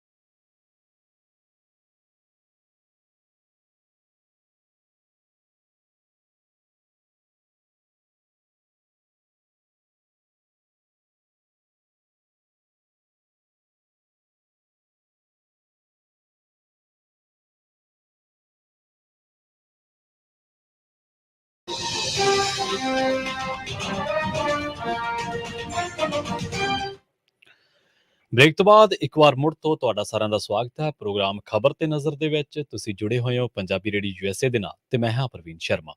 ਪ੍ਰੋਗਰਾਮ ਦੇ ਵਿੱਚ ਅੱਗੇ ਵਧਦੇ ਹਾਂ, ਕੁਝ ਹੋਰ ਅਹਿਮ ਖਬਰਾਂ ਨੂੰ ਲੈ ਕੇ ਗੱਲਬਾਤ ਕਰਦੇ ਹਾਂ। ਕਿਤਾਬਾਂ ਦੀ ਗੱਲ ਚੱਲੀ ਸੀ ਤਾਂ ਇਸ ਵੇਲੇ ਜਿਹੜੀ ਚਰਚਾ ਆਪਾਂ ਕਰਨੀ ਚਾਹ ਰਹੇ ਸੀ ਉਹ ਇਹ ਹੈ ਕਿ ਬੇਸ਼ੱਕ ਆਮ ਆਦਮੀ ਪਾਰਟੀ ਦੇ ਵਿਧਾਇਕਾਂ ਦੀ ਪੜ੍ਹਾਈ ਲਿਖਾਈ ਦੇ ਵਿੱਚ ਝੰਡੀ ਹੈ, ਪਰ ਅੱਜ ਕੱਲ੍ਹ ਵੱਡੀ ਗਿਣਤੀ ਆਪ ਵਿਧਾਇਕ ਵਿਧਾਨ ਸਭਾ ਦੀ ਜਿਹੜੀ ਲਾਇਬ੍ਰੇਰੀ ਆ ਉਹਦੇ ਤੋਂ ਪਾਸਾ ਵੱਟ ਕੇ ਲੰਘ ਰਹੇ ਨੇ। ਮੌਜੂਦਾ ਸਰਕਾਰ ਦੇ ਪੜ੍ਹਨ ਲਿਖਣ ਦੇ ਮਾਮਲੇ ਦੇ ਵਿੱਚ 5 ਮਹੀਨਿਆਂ ਦੇ ਰਿਪੋਰਟ ਕਾਰਡ ਤੇ ਜੇਕਰ ਨਜ਼ਰ ਮਾਰ ਗਏ ਤਾਂ ਬਹੁ ਗਿਣਤੀ ਵਿਧਾਇਕਾਂ ਨੇ ਵਿਧਾਨ ਸਭਾ ਦੀ ਲਾਇਬ੍ਰੇਰੀ ਦੇ ਵਿੱਚ ਪੈਰ ਵੀ ਨਹੀਂ ਪਾਇਆ। ਪੰਜਾਬ ਦੇ 15 ਕੈਬਨਿਟ ਵਜ਼ੀਰਾਂ ਦੇ ਵਿੱਚੋਂ ਸਿਰਫ ਫੌਜਾ ਸਿੰਘ ਸਰਾਰੀ ਹੀ ਇਕਲੌਤੇ ਮੰਤਰੀ ਨੇ ਜਿਨ੍ਹਾਂ ਨੇ ਵਿਧਾਨ ਸਭਾ ਲਾਇਬ੍ਰੇਰੀ ਦੇ ਵਿੱਚੋਂ 5 ਪੁਸਤਕਾਂ ਜਾਰੀ ਕਰਵਾਈਆਂ ਨੇ, ਕਿਤਾਬਾਂ ਜਾਰੀ ਕਰਵਾਈਆਂ ਨੇ। ਸਭ ਤੋਂ ਵੱਧ ਕਿਤਾਬਾਂ ਜਾਰੀ ਕਰਵਾਉਣ ਵਾਲੇ ਵੀ ਵਜ਼ੀਰ ਉਹੀ ਨੇ। ਇਸ ਵੇਲੇ ਜੇਕਰ ਚਰਚਾ ਕਰੀਏ ਤਾਂ ਆਮ ਆਦਮੀ ਪਾਰਟੀ ਦੇ ਵਿਧਾਇਕਾਂ ਦੇ ਵਿੱਚੋਂ ਨਰਿੰਦਰ ਕੌਰ ਭਰਾਜ ਨੇ 3 ਕਿਤਾਬਾਂ ਜਾਰੀ ਕਰਵਾਈਆਂ ਨੇ, ਜਿਨ੍ਹਾਂ ਦੇ ਵਿੱਚ ਅਗਨੀਪੰਥ, ਮਾਸਟਰ ਤਾਰਾ ਸਿੰਘ ਅਤੇ ਵਿਧਾਨ ਸਭਾ ਦੀਆਂ ਡਿਬੇਟਸ ਸ਼ਾਮਲ ਨੇ। ਪ੍ਰੋਫੈਸਰ ਬਲਜਿੰਦਰ ਕੌਰ ਨੇ ਪੰਚਾਇਤੀ ਰਾਜ ਐਕਟ 1994 ਇਸ਼ੂ ਕਰਵਾਇਆ। ਵਿਧਾਇਕ ਮਨਜਿੰਦਰ ਸਿੰਘ ਲਾਲਪੁਰਾ, ਗੁਰਵਿੰਦਰ ਸਿੰਘ ਗੈਰੀ ਵੜਿੰਗ, ਦਿਨੇਸ਼ ਕੁਮਾਰ ਚੱਡਾ ਅਤੇ ਰੁਪਿੰਦਰ ਸਿੰਘ ਬੱਸੀ ਪਠਾਣਾ ਨੇ ਲਾਇਬ੍ਰੇਰੀ ਦੇ ਵਿੱਚੋਂ ਕਿਤਾਬਾਂ ਲੈਣ ਦਾ ਮਹੂਰਤ ਕੀਤਾ। ਇਹਨਾਂ 5 ਮਹੀਨਿਆਂ ਦੇ ਵਿੱਚ 8 ਸਾਬਕਾ ਵਿਧਾਇਕਾਂ ਨੇ ਵੀ ਕਿਤਾਬਾਂ ਲਈਆਂ ਨੇ। ਸਾਬਕਾ ਮੁੱਖ ਮੰਤਰੀ ਚਰਨਜੀਤ ਚੰਨੀ ਨੇ 4 ਕਿਤਾਬਾਂ। ਦੇਖਿਆ ਜਾਵੇ ਤਾਂ ਵਜ਼ੀਰਾਂ ਦੇ ਵਿੱਚੋਂ ਅਮਨ ਅਰੋੜਾ, ਮੀਤ ਹੇਅਰ, ਹਰਪਾਲ ਚੀਮਾ ਅਤੇ ਹਰਜੋਤ ਸਿੰਘ ਬੈਂਸ ਵੀ ਪੁਸਤਕ ਪ੍ਰੇਮੀ ਤਾਂ ਜਾਪਦੇ ਨੇ, ਪਰ ਹਾਲੇ ਤੱਕ ਇਹਨਾਂ ਵਜ਼ੀਰਾਂ ਨੇ ਕੋਈ ਵੀ ਕਿਤਾਬ ਇਸ਼ੂ ਜਿਹੜੀ ਆ ਉਹ ਨਹੀਂ ਕਰਵਾਈ। ਪੰਜਾਬ ਵਿਧਾਨ ਸਭਾ ਦੇ ਵਿੱਚੋਂ 117 ਮੈਂਬਰਾਂ ਚੋਂ 1.71% PhD ਨੇ, ਜਦਕਿ 17.95% ਪੋਸਟ ਗ੍ਰੈਜੂਏਟ ਨੇ। 19% ਗ੍ਰੈਜੂਏਟ ਪ੍ਰੋਫੈਸ਼ਨਲ ਨੇ, 17% ਗ੍ਰੈਜੂਏਟ ਨੇ। ਆਮ ਆਦਮੀ ਪਾਰਟੀ ਦੇ 92 ਵਿਧਾਇਕਾਂ ਦੀ ਜੇਕਰ ਐਜੂਕੇਸ਼ਨਲ ਪ੍ਰੋਫਾਈਲ ਦੇਖੀਏ ਤਾਂ ਇਹਨਾਂ ਦੇ ਵਿੱਚੋਂ 18% ਵਿਧਾਇਕ ਪੋਸਟ ਗ੍ਰੈਜੂਏਟ ਨੇ, 23% ਗ੍ਰੈਜੂਏਟ ਪ੍ਰੋਫੈਸ਼ਨਲ ਨੇ, ਇਸੇ ਤਰ੍ਹਾਂ 13% ਗ੍ਰੈਜੂਏਟ ਨੇ ਤੇ 2% PhD ਵੀ ਨੇ। ਆਮ ਆਦਮੀ ਪਾਰਟੀ ਦੇ 10 ਵਿਧਾਇਕ ਤਾਂ ਡਾਕਟਰੀ ਨੇ ਤੇ ਕਈ ਵਕੀਲ ਵੀ ਨੇ। ਸਪੀਕਰ ਸਾਹਿਬ ਕਹਿ ਰਹੇ ਨੇ ਕਿ ਅਸੀਂ ਵਿਧਾਇਕਾਂ ਨੂੰ ਦੱਸਾਂਗੇ ਕਿ ਤੁਸੀਂ ਕਿਤਾਬਾਂ ਇਸ਼ੂ ਕਰਵਾ ਸਕਦੇ ਹੋ। ਔਰ ਇੱਕ ਗੱਲ ਜ਼ਰੂਰ ਹੈ ਕਿ ਜੇਕਰ ਵਿਧਾਨ ਸਭਾ ਦੀ ਲਾਇਬ੍ਰੇਰੀ ਦੇ ਵਿੱਚੋਂ ਕਿਤਾਬਾਂ ਇਸ਼ੂ ਹੋਣਗੀਆਂ ਤਾਂ ਖਾਸ ਕਰਕੇ ਜਿਹੜੀਆਂ ਡਿਬੇਟਸ ਵਾਲੀਆਂ ਨੇ ਤਾਂ ਉਹ ਸ਼ਾਇਦ ਹੋ ਸਕਦਾ ਹੈ ਕਿ ਸਾਡੇ ਜਿਹੜੇ MLA ਜਾਂ ਵਿਧਾਇਕ ਚੁਣ ਕੇ ਗਏ ਨੇ ਉਹਨਾਂ ਨੂੰ ਡਿਬੇਟ ਕਰਨ ਦਾ ਜਾਂ ਡਿਬੇਟ ਦੇ ਵਿੱਚ ਕਦੋਂ ਟੋਕਣਾ, ਕਦੋਂ ਬੋਲਣਾ, ਕੁਐਸਚਨ ਹੋ ਰਿਹਾ ਜਾਂ ਸਿਫਰ ਕਾਲ ਆ, ਇਹਨਾਂ ਚੀਜ਼ਾਂ ਦੇ ਬਾਰੇ ਟੈਕਨੀਕਲਿਟੀ ਇਹਨਾਂ ਦੀ ਪਤਾ ਲੱਗੂਗੀ ਤੇ ਉਸ ਤੋਂ ਬਾਅਦ ਫਿਰ ਹੋਰ ਇਹਨਾਂ ਦੀ ਜਿਹੜੀ ਪਰਫਾਰਮੈਂਸ ਆ ਉਹਦੇ 'ਚ ਸੁਧਾਰ ਦੇਖਿਆ ਜਾ ਸਕਦਾ ਹੈ। ਬਾਦਲਾਂ ਦੇ ਕਰੀਬੀ ਗੁਰਮੇਲ ਮੈਡੀਕਲ ਵਾਲਿਆਂ ਦੀ ਗੱਲ ਕਰੀਏ। ਲੁਧਿਆਣਾ ਦੇ ਵਿੱਚ ਸਵੇਰੇ ਪਿੰਡੀ ਗਲੀ ਦੇ ਵਿੱਚ ਸੂਬੇ ਦੇ ਦਵਾਈਆਂ ਦੇ ਵੱਡੇ ਕਾਰੋਬਾਰੀ ਦੇ ਘਰ ਤੇ ਦੁਕਾਨਾਂ ਅਤੇ ਆਮਦਨ ਕਰ ਵਿਭਾਗ ਨੇ ਛਾਪੇ ਮਾਰੇ। ਦਵਾਈ ਕਾਰੋਬਾਰੀ ਦੇ ਗੋਦਾਮਾਂ ਤੇ ਵੀ ਟੀਮਾਂ ਨੇ ਛਾਪੇ ਮਾਰੇ ਨੇ। ਛਾਪਿਆਂ ਦੇ ਵਿੱਚ ਬੋਗਸ ਬਿਲਿੰਗ ਚੈੱਕ ਕੀਤੀ ਗਈ ਹੈ। ਅਧਿਕਾਰੀ ਉਂਝ ਕੁਝ ਵੀ ਦੱਸਣ ਨੂੰ ਤਿਆਰ ਨਹੀਂ ਸਨ। ਇਹ ਕਾਰਵਾਈ ਸਾਬਕਾ ਮੁੱਖ ਮੰਤਰੀ ਪ੍ਰਕਾਸ਼ ਸਿੰਘ ਬਾਦਲ ਦੇ ਨਜ਼ਦੀਕੀ ਗੁਰਮੇਲ ਮੈਡੀਕਲ ਵਾਲਿਆਂ ਤੇ ਹੋਈ ਹੈ। ਛਾਪੇ ਦੇ ਲਈ ਟੀਮ ਜਲੰਧਰ ਤੋਂ ਦੇਰ ਰਾਤ ਹੀ ਰਵਾਨਾ ਹੋ ਗਈ ਸੀ। ਰਾਤ ਨੂੰ ਹੀ ਟੀਮ ਦਵਾਈ ਕਾਰੋਬਾਰੀ ਦੇ ਠਿਕਾਣੇ ਤੇ ਪੁੱਜ ਗਈ ਸੀ। ਛਾਪੇ ਦੀ ਖਬਰ ਤੋਂ ਬਾਅਦ ਦਵਾਈ ਕਾਰੋਬਾਰੀਆਂ ਦੇ ਵਿੱਚ ਭਾਜੜਾਂ ਪੈ ਗਈਆਂ। ਆਮਦਨ ਕਰ ਵਿਭਾਗ ਨੇ ਗੁਰਮੇਲ ਮੈਡੀਕਲ ਵਾਲਿਆਂ ਦੇ ਘਰ, ਪਿੰਡੀ ਗਲੀ ਦੀ ਦੁਕਾਨ ਤੇ ਹੋਰਨਾਂ ਥਾਵਾਂ ਤੇ ਛਾਪੇ ਮਾਰੇ। ਦੱਸਿਆ ਜਾ ਰਿਹਾ ਕਿ ਦਵਾਈ ਕਾਰੋਬਾਰੀ ਦੇ ਘਰ ਸਣੇ 8 ਤੋਂ ਲੈ ਕੇ ਦਰਜਨ ਭਰ ਟਿਕਾਣਿਆਂ ਤੇ ਟੀਮਾਂ ਨੇ ਛਾਪੇ ਮਾਰੇ ਨੇ। ਬਠਿੰਡਾ ਕੇਂਦਰੀ ਜੇਲ੍ਹ ਦੇ ਵਿੱਚ ਬੰਦ ਬੰਬੀਹਾ ਗੈਂਗ ਦੇ ਮੈਂਬਰ ਸੁਖਪ੍ਰੀਤ ਬੁੱਢਾ ਤੇ ਜੇਲ੍ਹ ਅਧਿਕਾਰੀਆਂ ਨੂੰ ਜਾਨੋਂ ਮਾਰਨ ਦੀ ਧਮਕੀ ਦੇਣ ਦੇ ਦੋਸ਼ ਹੇਠ ਕੇਸ ਦਰਜ ਕੀਤਾ ਗਿਆ। ਕੇਂਦਰੀ ਜੇਲ੍ਹ ਬਠਿੰਡਾ ਦੇ ਡਿਪਟੀ ਜੇਲ੍ਹ ਸੁਪਰਡੈਂਟ ਨਵਦੀਪ ਸਿੰਘ ਦੇ ਬਿਆਨਾਂ ਦੇ ਆਧਾਰ ਤੇ ਥਾਣਾ ਕੈਂਟ ਦੀ ਪੁਲਿਸ ਨੇ ਇਹ ਕੇਸ ਦਰਜ ਕੀਤਾ ਹੈ। ਸ਼ਿਕਾਇਤ ਦੇ ਵਿੱਚ ਦੱਸਿਆ ਗਿਆ ਹੈ ਕਿ 23 ਅਗਸਤ ਨੂੰ ਜਦੋਂ ਜੇਲ੍ਹ ਪ੍ਰਸ਼ਾਸਨ ਵੱਲੋਂ ਬੈਰਕਾਂ ਦੀ ਜਾਂਚ ਕੀਤੀ ਜਾ ਰਹੀ ਸੀ ਤਾਂ ਗੈਂਗਸਟਰ ਸੁਖਪ੍ਰੀਤ ਸਿੰਘ ਅਤੇ ਉਸ ਦੇ ਸਾਥੀ ਹਰਸਿਮਰਨ ਨੇ ਤਲਾਸ਼ੀ ਦੇਣ ਤੋਂ ਇਨਕਾਰ ਕਰ ਦਿੱਤਾ ਅਤੇ ਅਫਸਰਾਂ ਦੇ ਨਾਲ ਬਹਿਸ ਕਰਦਿਆਂ ਉਹਨਾਂ ਨੂੰ ਜਾਨੋਂ ਮਾਰਨ ਦੀਆਂ ਧਮਕੀਆਂ ਵੀ ਦਿੱਤੀਆਂ। ਥਾਣਾ ਕੈਂਟ ਦੇ ਸਬ ਇੰਸਪੈਕਟਰ ਬਲਜੀਤ ਸਿੰਘ ਨੇ ਦੱਸਿਆ ਕਿ ਪੁਲਿਸ ਨੇ ਕੇਂਦਰੀ ਜੇਲ੍ਹ ਬਠਿੰਡਾ ਦੇ ਡਿਪਟੀ ਸੁਪਰਡੈਂਟ ਦੇ ਬਿਆਨਾਂ ਦੇ ਆਧਾਰ ਤੇ ਕੇਸ ਦਰਜ ਕਰ ਲਿਆ। ਅਸੀਂ ਅਕਸਰ ਹੀ ਚਰਚਾ ਕਰਦੇ ਰਹਿੰਦੇ ਹਾਂ ਪੰਜਾਬੀ ਰੇਡੀਓ USA ਦੇ ਵੱਖ-ਵੱਖ ਪ੍ਰੋਗਰਾਮਾਂ ਦੇ ਵਿੱਚ ਵੀ, ਸਪੈਸ਼ਲ ਪ੍ਰੋਗਰਾਮ ਦੇ ਵਿੱਚ ਵੀ ਅਸੀਂ ਚਰਚਾ ਕਰਦੇ ਹਾਂ ਕਿ ਗੈਂਗਸਟਰਾਂ ਨੂੰ ਸਿਆਸਤ ਦੇ ਵਿੱਚ ਲਿਆਇਆ ਕੌਣ ਤੇ ਗੈਂਗਸਟਰਾਂ ਨੂੰ ਜਿਹੜਾ ਉਹ ਹੱਲਾਸ਼ੇਰੀ ਕਿਹਨੇ ਦਿੱਤੀ ਹੈ। ਤੁਸੀਂ ਬੇਸ਼ੱਕ ਉਂਗਲਾਂ ਦੇ ਪੋਟਿਆਂ ਦੇ ਨਾਮ ਗਿਣ ਲਓ, ਸ਼ੁਰੂਆਤ ਕਰ ਲਓ ਡਿੰਪੀ ਚੰਦ-ਭਾਨ ਤੋਂ ਲੈ ਕੇ ਜਸਵਿੰਦਰ ਰੌਕੀ ਭੁੱਲਰ, ਸ਼ੇਰਾ ਖੁੱਬਣ, ਉਸ ਤੋਂ ਬਾਅਦ ਕਿੰਨੇ ਹੀ ਨਾਮ ਨੇ ਜੈਪਾਲ ਭੁੱਲਰ ਦਾ ਨਾਮ ਆ, ਉਸ ਤੋਂ ਬਾਅਦ ਜਿੰਨੇ ਵੀ ਮੁੰਡੇ ਆਹ ਜਿਹੜੇ ਖੇਡਾਂ ਦੇ ਵਿੱਚ ਸੀਗੇ, ਭਾਵੇਂ ਦਵਿੰਦਰ ਮਬੀਹਾ ਸੀ, ਭਾਵੇਂ ਹੋਰ ਕਈ ਸ਼ੇਰਾ ਖੁੱਬਣ ਸੀ, ਵਿੱਕੀ ਗਾਉਂਡਰ ਸੀ, ਜੈਪਾਲ ਭੁੱਲਰ ਵੀ ਖੇਡਾਂ ਦੇ ਵਿੱਚ ਸੀ। ਸੋ ਇਹ ਕਿੰਨੇ ਹੀ ਮੁੰਡੇ ਆ ਜਿਹੜੇ ਇਹ ਸਿਆਸਤ ਦੇ ਸਿਆਸਤਦਾਨਾਂ ਦੇ ਸੰਪਰਕ ਦੇ ਵਿੱਚ ਆਉਂਦੇ ਨੇ ਤੇ ਉਸ ਤੋਂ ਬਾਅਦ ਕ੍ਰਾਈਮ ਦੀ ਦੁਨੀਆ ਨੂੰ ਪੇਸ਼ਾ ਹੀ ਬਣਾ ਲੈਂਦੇ ਨੇ। ਤੇ ਅੱਜ ਜਿਨ੍ਹਾਂ ਗੱਲਾਂ ਨੂੰ ਲੈ ਕੇ ਅਸੀਂ ਚਰਚਾ ਕਰ ਰਹੇ ਹਾਂ, ਅੱਜ ਵੀ ਜੇਕਰ ਡਿੰਪੀ ਚੰਦ-ਭਾਨ ਤੋਂ ਪਹਿਲਾਂ ਵੀ ਜੇਕਰ YouTube ਤੇ ਜਾਓਗੇ ਤੁਸੀਂ ਤੁਹਾਨੂੰ ਕੁਝ ਰਿਕਾਰਡ ਪੁਰਾਣੇ ਮਿਲ ਜਾਣਗੇ। ਹੁਣ ਤੱਕ ਵੀ ਜਿਹੜੇ ਗੋਲਡੀ ਬਰਾੜ ਹੈ ਜਾਂ ਲਾਰੈਂਸ ਬਿਸ਼ਨੋਈ ਹੈ ਜਾਂ ਗੁਰਲਾਲ ਬਰਾੜ ਹੈ ਜਾਂ ਗੁਰਲਾਲ ਭਲਵਾਨ ਸੀ, ਕਿੰਨੇ ਹੀ ਗੈਂਗਸਟਰ ਨੇ ਜਿਨ੍ਹਾਂ ਦੇ ਨਾਮ ਪੋਟਿਆਂ ਤੇ ਗਿਣਾਏ ਜਾ ਸਕਦੇ ਨੇ। ਉਹਨਾਂ ਦੀਆਂ ਜਿਹੜੀਆਂ ਨਜ਼ਦੀਕੀਆਂ ਸੀ ਉਹ ਸਿਆਸਤਦਾਨਾਂ ਨਾਲ ਸੀ, ਅਫਸਰਸ਼ਾਹੀ ਦੇ ਉੱਚ ਅਧਿਕਾਰੀਆਂ ਨਾਲ ਸੀ। ਉਹਨਾਂ ਨੂੰ ਪਾਲਿਆ ਗਿਆ, ਪਹਿਲਾਂ ਉਹਨਾਂ ਨੂੰ ਹੱਲਾਸ਼ੇਰੀ ਦਿੱਤੀ ਗਈ, ਕ੍ਰਾਈਮ ਕਰਵਾਇਆ, ਕੰਮ ਕਢਾਏ, ਕਬਜ਼ੇ ਲਏ, ਵੋਟਾਂ ਦੇ ਵਿੱਚ ਵਰਤੇ ਗਏ, ਹਰ ਥਾਂ ਤੇ ਜਾਇਜ਼-ਨਜਾਇਜ਼ ਕਿਉਂਕਿ ਸਿਆਸਤ ਜਿਹੜੀ ਆ ਹੁਣ ਉਹ ਮਨੀ ਪਾਵਰ ਬਣ ਗਈ ਆ। ਮਨੀ ਪਾਵਰ ਦੇ ਨਾਲ-ਨਾਲ ਮਸਲ ਪਾਵਰ, ਮੈਨ ਪਾਵਰ ਸਾਰਾ ਕੁਛ ਹੀ ਹੋਣਾ ਬਹੁਤ ਜ਼ਰੂਰੀ ਹੋ ਗਿਆ। ਸਿਆਸਤ ਗੁੰਡਾਗਰਦੀ ਦਾ ਇੱਕ ਸੁਧਰਿਆ ਰੂਪ ਹੈ। ਯਾਨੀ ਕਿ ਜੇਕਰ ਤੁਸੀਂ ਕੋਈ ਮੇਰੇ ਵਰਗਾ ਆਮ ਮਾਤੜ ਕਿਸੇ ਨੂੰ ਕਹੂਗਾ ਵੀ ਹਾਂ ਵੀ ਕਿਵੇਂ ਹੈ ਤੇ ਉਹ ਕਹੂਗਾ ਗੁੰਡਾਗਰਦੀ। ਜੇ ਮੇਰੇ ਵਰਗਾ ਮਾੜਾ-ਮੋਟਾ ਵੀ ਕੋਈ ਬਲਾਕ ਸੰਮਤੀ ਦਾ ਚੇਅਰਮੈਨ ਬਣ ਜਾਊਗਾ ਜਾਂ ਜ਼ਿਲ੍ਹਾ ਪ੍ਰੀਸ਼ਦ ਦੇ ਵਿੱਚ ਕਿਤੇ ਪੈਰ ਅੜਦਾ ਹੋਊਗਾ ਤੇ ਉਹ ਕਿਸੇ ਨੂੰ ਧਮਕੀ ਦੇਊਗਾ ਤੇ ਉਹ ਕਹਿੰਦਾ ਜੀ ਚੇਅਰਮੈਨ ਸਾਹਿਬ ਨੇ ਇਹ ਗੱਲ ਕਹੀ ਸੀ। ਸੋ ਰੂਪ ਹੀ ਬਦਲਿਆ, ਇੱਕ ਲਹਿਜ਼ਾ ਨਹੀਂ ਬਦਲਿਆ ਤੇ ਹੋਰ ਗੱਲਾਂ ਵੀ ਨਹੀਂ ਬਦਲੀਆਂ। ਆਪਾਂ ਵੇਖਿਆ ਰਵਨੀਤ ਬਿੱਟੂ ਕਿਵੇਂ ਗੱਲ ਕਰਦਾ ਸੀ ਅਫਸਰਾਂ ਦੇ ਨਾਲ। ਸੋ ਖੈਰ ਇਹਨਾਂ ਨੇ ਹੁਣ ਇਹਨਾਂ ਨੂੰ ਜਿਹੜਾ ਉਹ ਹੱਲਾਸ਼ੇਰੀਆਂ ਦਿੱਤੀਆਂ ਤੇ ਹੁਣ ਜਰਾਇਮ ਪੇਸ਼ਾ ਜਿਹੜੇ ਲੋਕ ਨੇ ਕਈ ਵਾਰੀ ਸਿਆਸਤਦਾਨਾਂ ਨੂੰ ਵੀ ਇਹਨਾਂ ਦੀਆਂ ਭਰਪਾਈਆਂ ਕਰਨੀਆਂ ਪਈਆਂ। ਤੁਹਾਨੂੰ ਯਾਦ ਹੋਣਾ ਪਿਛਲੇ ਦਿਨੀਂ ਜਦੋਂ ਬਿਕਰਮ ਮਜੀਠੀਆ ਨੇ ਦੋਸ਼ ਲਾਏ ਸੀ ਸੁਖਜਿੰਦਰ ਸਿੰਘ ਰੰਧਾਵਾ ਤੇ ਕਿ ਜੱਗੂ ਭਗਵਾਨਪੁਰੀਏ ਦੇ ਨਾਲ ਇਹਦੀ ਨੇੜਤਾ ਹੈ। ਤਾਂ ਉਸ ਤੋਂ ਬਾਅਦ ਮੁਖਤਾਰ ਅੰਸਾਰੀ ਦੇ ਦੋਸ਼ ਅੱਜ ਵੀ ਲੱਗ ਰਹੇ ਨੇ। ਮੁਖਤਾਰ ਅੰਸਾਰੀ ਬੜਾ ਖਤਰਨਾਕ ਗੈਂਗਸਟਰ ਆ ਯੂਪੀ ਦਾ। ਸੁਖਜਿੰਦਰ ਰੰਧਾਵਾ ਤੇ ਅੱਜ ਵੀ ਦੋਸ਼ ਲੱਗ ਰਹੇ ਨੇ ਕਿ ਉਹਨੂੰ VIP ਟ੍ਰੀਟਮੈਂਟ ਦਿੱਤਾ ਰੋਪੜ ਜੇਲ੍ਹ ਦੇ ਵਿੱਚ। ਤਾਂ ਦੋਸ਼ ਇਹ ਲੱਗਦੇ ਰਹੇ ਨੇ। ਪਰ ਕਈ ਵਾਰੀ ਸਿਆਣੇ ਕਹਿੰਦੇ ਹੁੰਦੇ ਆ, ਹੱਥਾਂ ਦੀਆਂ ਦਿੱਤੀਆਂ ਮੂੰਹ ਨਾਲ ਖੋਲਣੀਆਂ ਪੈਂਦੀਆਂ। ਖੈਰ, ਪ੍ਰੋਗਰਾਮ ਖਬਰ ਤੇ ਨਜ਼ਰ ਦੇ ਵਿੱਚ ਵੇਲਾ ਹੋ ਗਿਆ ਤੁਹਾਡੇ ਤੋਂ ਇਜਾਜ਼ਤ ਲੈਣ ਦਾ। ਸਮਾਂ ਇਜਾਜ਼ਤ ਨਹੀਂ ਦਿੰਦਾ, ਸਮਾਂ ਸਮਾਪਤੀ ਵਾਲਾ ਹੈ। ਅਗਲਾ ਪ੍ਰੋਗਰਾਮ ਤੁਹਾਡੇ ਵਾਸਤੇ ਲੈ ਕੇ ਆ ਰਹੇ ਨੇ ਅਪਡੇਟ ਅਮਰੀਕਾ, ਜਿਸ ਦੇ ਵਿੱਚ ਰਾਜ ਕਰਨਬੀਰ ਸਿੰਘ ਜੀ ਤੇ ਉਹਨਾਂ ਦੇ ਨਾਲ ਹੋਣਗੇ ਹਰਜੋਤ ਸਿੰਘ ਖਾਲਸਾ ਜੀ। ਅਮਰੀਕਾ ਦੇ ਨਾਲ-ਨਾਲ ਵਿਸ਼ਵ ਭਰ ਦੇ ਵਿੱਚ ਵਾਪਰੀਆਂ ਅਹਿਮ ਤੇ ਖਾਸ ਘਟਨਾਵਾਂ ਬਾਰੇ ਤੁਹਾਨੂੰ ਦੇਣਗੇ ਕੁਝ ਖਾਸ ਜਾਣਕਾਰੀਆਂ। ਜੁੜੇ ਰਹੋ ਪੰਜਾਬੀ ਰੇਡੀਓ USA ਦੇ ਨਾਲ ਤੇ ਆਖਿਰ ਦੇ ਵਿੱਚ ਇੱਕ ਵਾਰ ਫਿਰ ਤੋਂ ਤੁਹਾਨੂੰ ਸਭ ਨੂੰ ਪਿਆਰ ਸਤਿਕਾਰ ਸਹਿਤ ਸਤਿ ਸ਼੍ਰੀ ਅਕਾਲ।